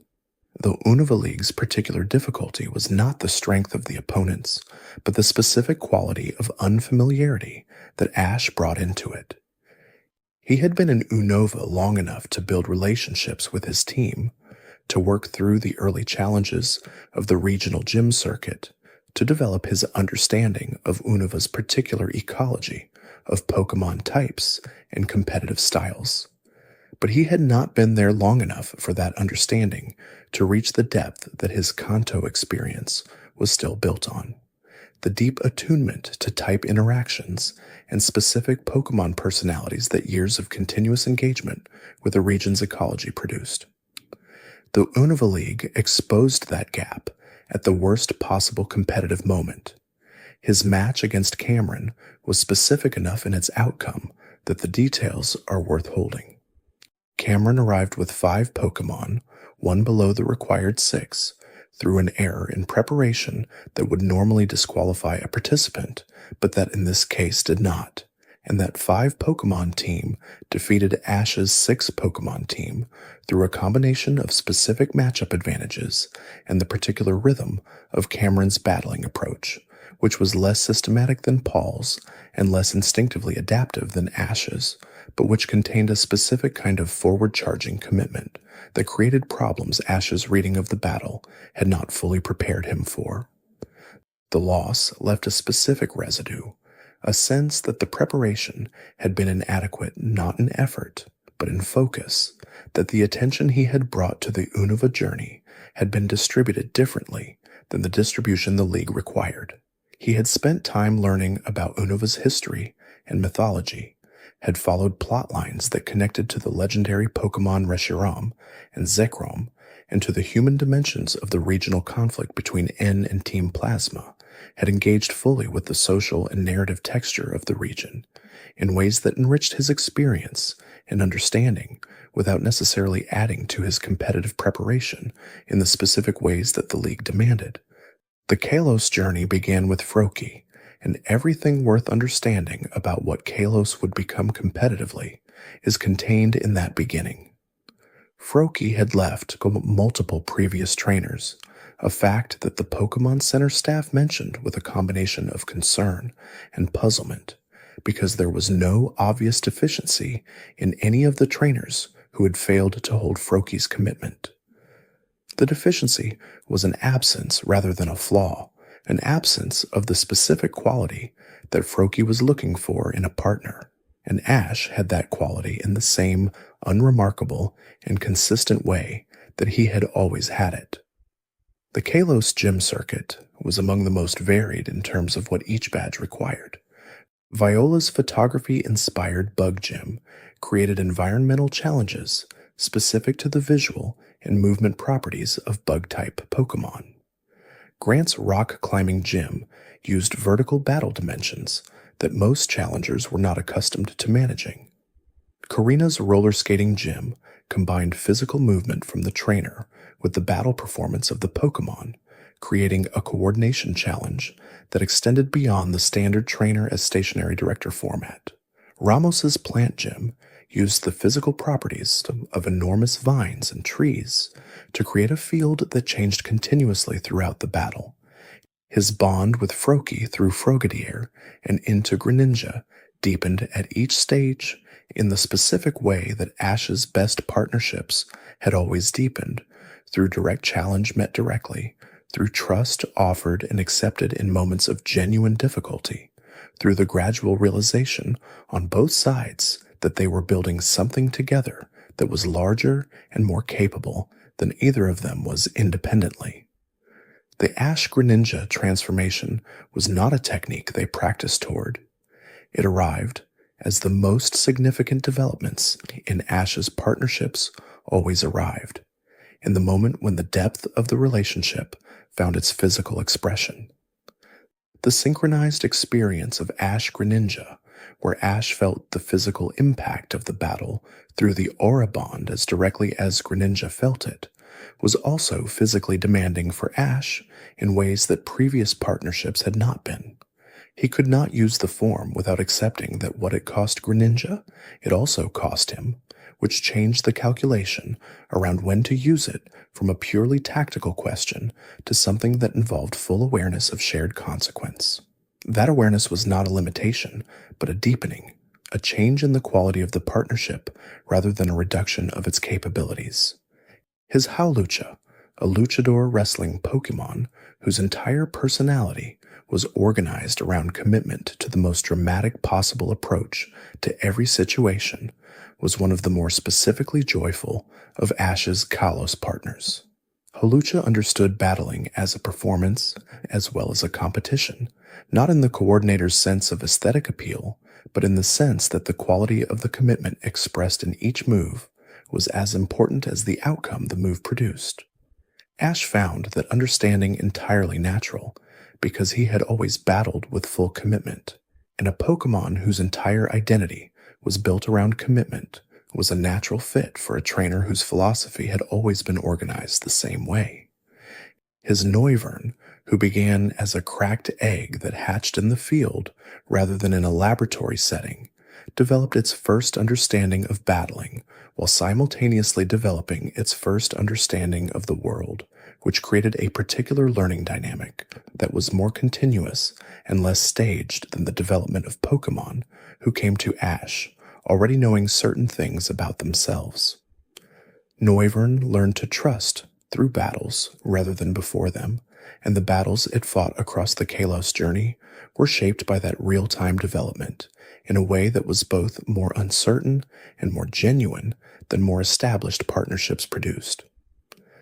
The Winding Woods encounter, where a horde of Pokémon tested Ash's team through sheer numbers rather than individual strength, produced the condition that pushed Gudra toward its fully evolved form in a moment of genuine need rather than in the structured context of training toward a planned goal. Gumi had always carried more determination than its physical form suggested it had capacity for, and the evolution into Sliggoo, and eventually Gudra expressed the accumulated determination more than any specific training regimen had directed it. Ash's role in that development was consistent with his role in all his evolutions. He provided the conditions of safety and encouragement that allowed the development to find its own timing. His Kalos League preparations were the most extensive of any league he had entered, reflecting the accumulated experience of knowing what a league campaign required and building toward it with more intentionality than his earlier regional conclusions had demonstrated. He trained specifically for the high-power opponents the league would contain, worked on endurance management across multi-match days, developed the Ash Greninja synchronization toward the stability and reliability that tournament conditions required. When the league arrived, his team was more specifically prepared for it than any team he had assembled before. The Kalos League semifinal against Sawyer, a trainer who had been documenting his observations of Ash's battling across the Kalos journey in notebooks, required Ash to face an opponent who knew his patterns better than most opponents had studied them. Sawyer's Sceptile evolved from a Trico he had received from Professor Sycamore at the beginning of the journey and who had become through dedicated training a genuine high-level competitor, represented the clearest direct test of what Ash's approach had produced against what systematic study and discipline could produce. The match was the most direct Kalos expression of the argument that the series had been making across multiple seasons, and it resolved in Ash's favor in a way that felt earned rather than predetermined. The Alola journey's structure made it the most unusual of all of Ash's regional experiences from a competitive standpoint, because the formal competitive infrastructure was still being built when he arrived. The island trials were not standard gym challenges, but rituals involving specific totem Pokémon, each one a Pokémon whose experience within its island habitat had given it an ability to call for support from other wild Pokémon during the trial, creating a different kind of competitive challenge than single battle gym formats produced. The trials tested attunement to a specific environment and a willingness to engage with the spiritual dimensions of the island culture rather than simply the competitive capability the battling itself required.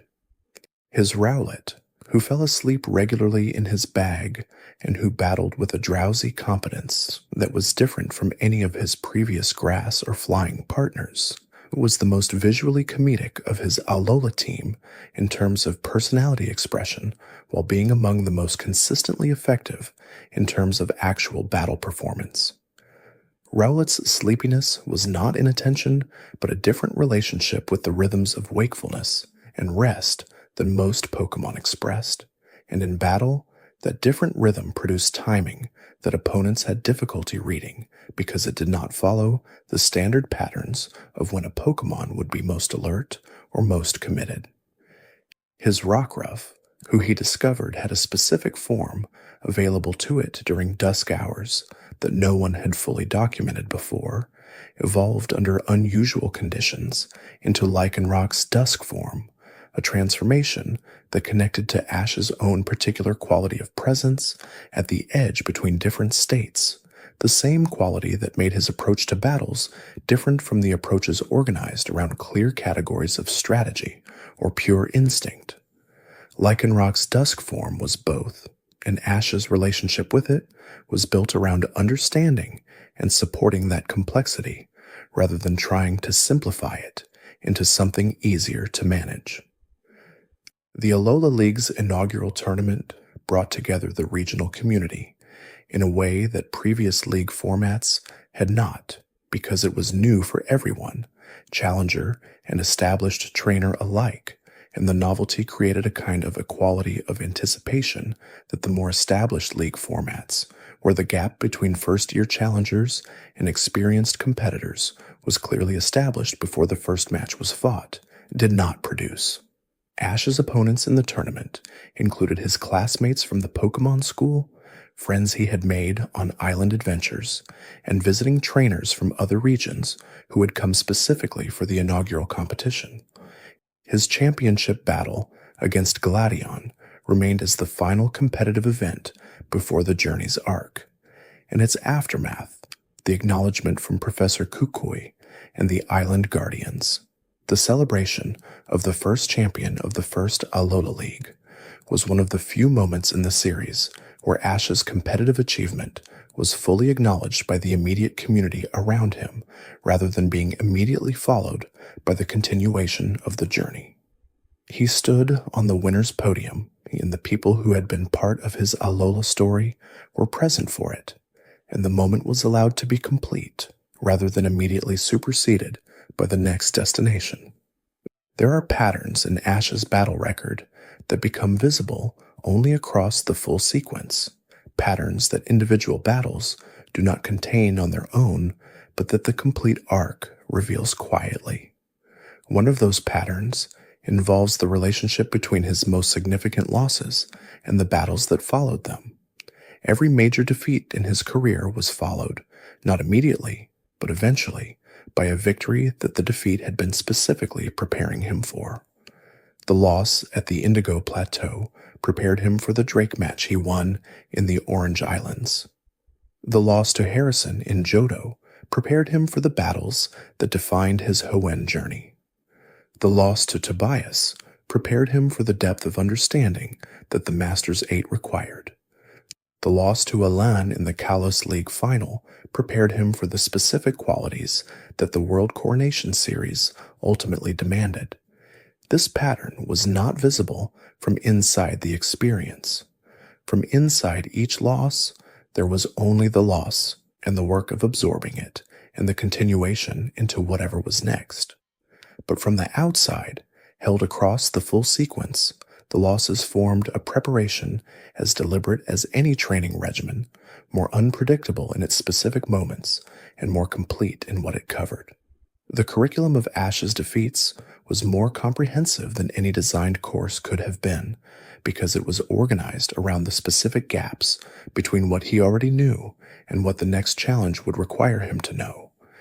His relationship with legendary Pokémon across his career was another thread running through the complete picture that only becomes fully visible when held at the scale of the whole journey.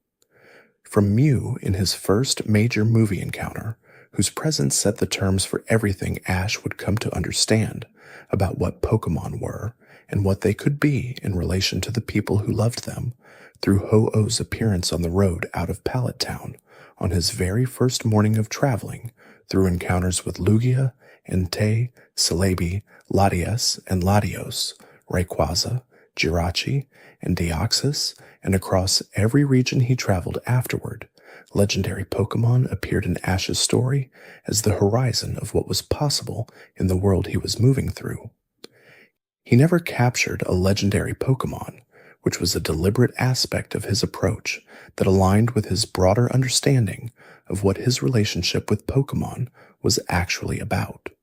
Legendary Pokémon did not belong in Pokeballs in the same way that ordinary wild Pokémon did. They belonged to the world they inhabited, to the balance they maintained, to the roles they filled in ecological and historical systems that extended far beyond any individual trainer's journey. What Ash understood about legendary Pokémon was that the right relationship with them was not ownership but encounter, the recognition of something vast and complete and not in need of what he specifically had to offer in the context of a competitive partnership. His battles alongside legendary Pokémon, rather than against them, were some of the most significant moments in his career from a perspective that competitive records could not capture. The times when legendary Pokémon appeared beside him in moments of genuine crisis, when Lugia emerged from the ocean during a legendary clash that threatened global climate systems, when Rayquaza descended to settle the confrontation over the ancient legendary Pokémon in Hoenn, these were moments where Ash's presence mattered, not because of his competitive capabilities, but because of the quality of recognition he carried. The ability to be in the presence of something enormous, without requiring that enormousness to be reduced to something more manageable, was itself a kind of strength. That quality had been present since the very beginning, since he had looked at Pikachu on the morning of his journey's first day, a Pokémon who was clearly not going to simply follow him, and had chosen to engage with that reality rather than demanding a different one. Every legendary encounter across his career expressed the same basic choice, to meet what was actually there rather than what would have been more convenient to find, and the results of that choice across a full career made a case that no competitive record alone could have made with equal completeness. Another quiet detail appears in how Ash's understanding of type relationships deepened across the regions. Kanto's competitive environment was simpler than what later generations introduced, organized around fewer types and fewer interactions, and Ash's initial understanding of it was superficial in ways that the early gym losses made clear without requiring explicit instruction. By the time Johto was underway, he had a working knowledge of the primary advantages and disadvantages that the competitive system was built around. By Hoenn, he was beginning to understand the secondary effects and the way that certain type combinations created specific vulnerabilities that single-type analysis would not predict. By Sinnoh, he was working with ability interactions and item effects alongside type matchups, managing a full competitive calculation that was considerably more complex than the simple fire beats grass logic he had started with in Pewter City. The development of his type understanding was never academic. He did not study charts or memorize tables or prepare before gym challenges with the methodical research that some trainers used to establish advantage before the battle began. He learned through direct encounter, through battles where the type relationship either worked the way he expected or produced an unexpected result that required investigation after the fact. The unexpected results were more instructive than the expected ones because they revealed the specific conditions under which general rules did not apply, and understanding those exceptions was often more practically valuable than understanding the rules themselves. His Sinnoh rival Paul's systematic approach to type coverage, which involved planning team compositions around specific matchup needs and cataloging type interactions with the rigor of a competitive analyst, was a contrast to Ash's experiential approach that made the differences between them legible in competitive terms. Paul's teams had fewer obvious coverage gaps at comparable stages of development because Paul had thought through the coverage analytically rather than discovering it through the cumulative experience of battles fought and lost.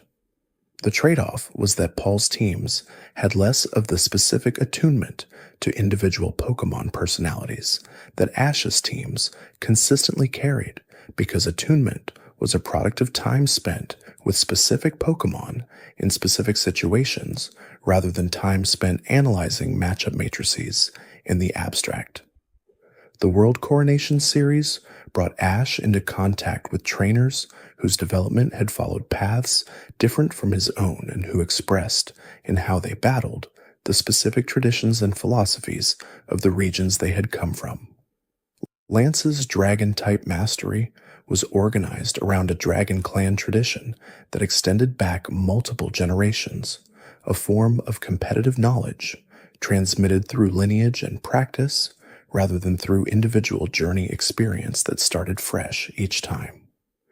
Stephen Stone's steel-type expertise was organized around geological and metallurgical understanding, a scientist-collector's approach to Pokémon that treated their physical characteristics as data in a larger analytical framework, and that produced a battling style as precise as it was controlled. Each of these approaches had produced the trainers of considerable and sustained capability, trainers who had been the acknowledged standard of excellence in their respective regions for years before Ash encountered them at the Masters 8 level. Meeting them in that context required Ash to understand not just their teams, but their philosophies, to find in his own accumulated experience the resources that could meet what each of them brought from their particular orientation to the work. The battles against them were therefore also exchanges between different understandings of what training and battling Pokémon meant, and Ash's ability to engage fully with each different understanding without losing the thread of his own was itself a form of competitive capability that no ranking point system was designed to quantify.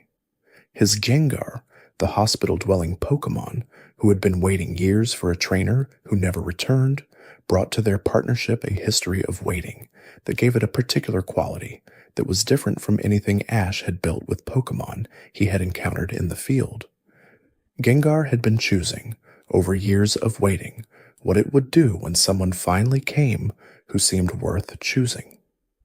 When Ash arrived, the Gengar's evaluation was compressed but thorough, and what followed was a partnership that functioned with a completeness that the long preceding waiting had perhaps made possible by establishing what the Gengar actually needed from a partner before a partner existed. The Dragonite he caught after an unexpected encounter functioned as a different kind of addition to the Journey's team, a Pokémon of considerable established power who had to learn to trust a trainer's direction rather than simply acting on its own considerable judgment.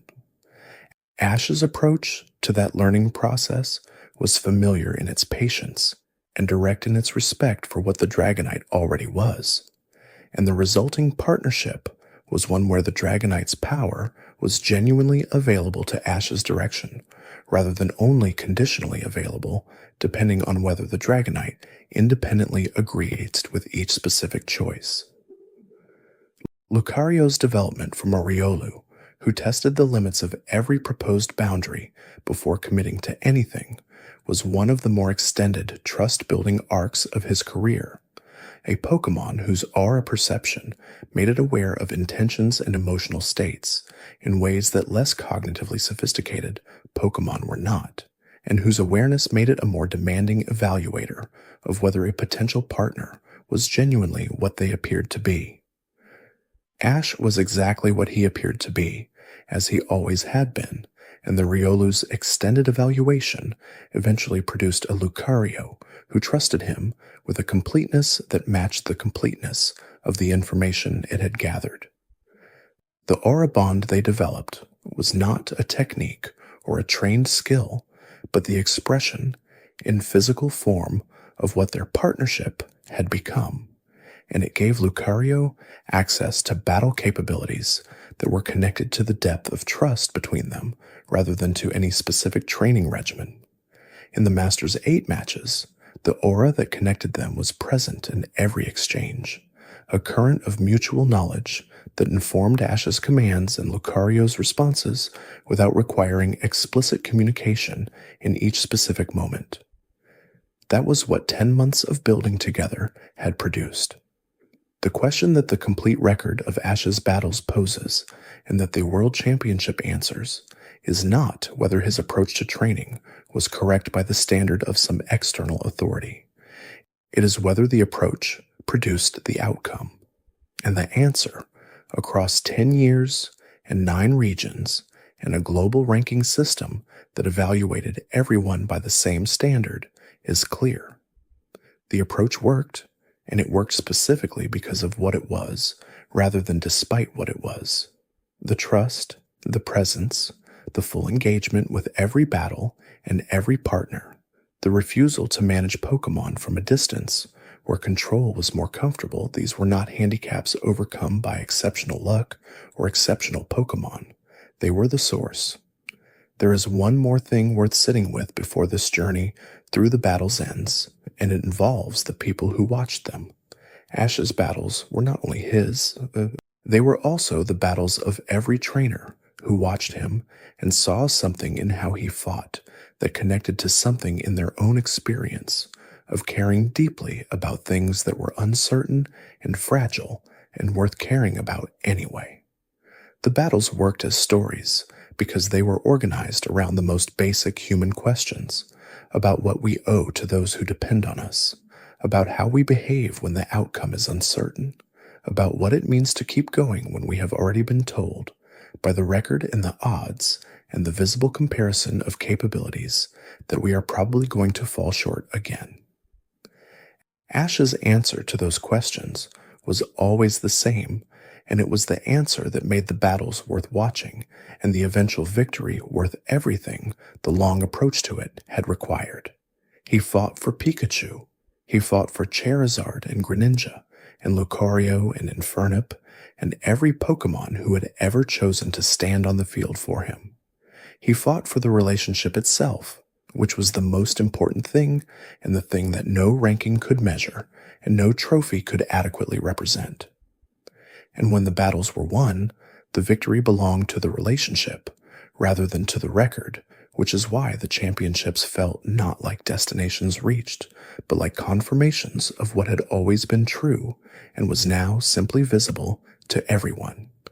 Pikachu was there for all of it, from the refusal on the road outside Pallet Town to the thunderbolt that ended the match against Leon's Charizard in Galar, and the arc of their partnership across that full span of time was the most complete story the series told.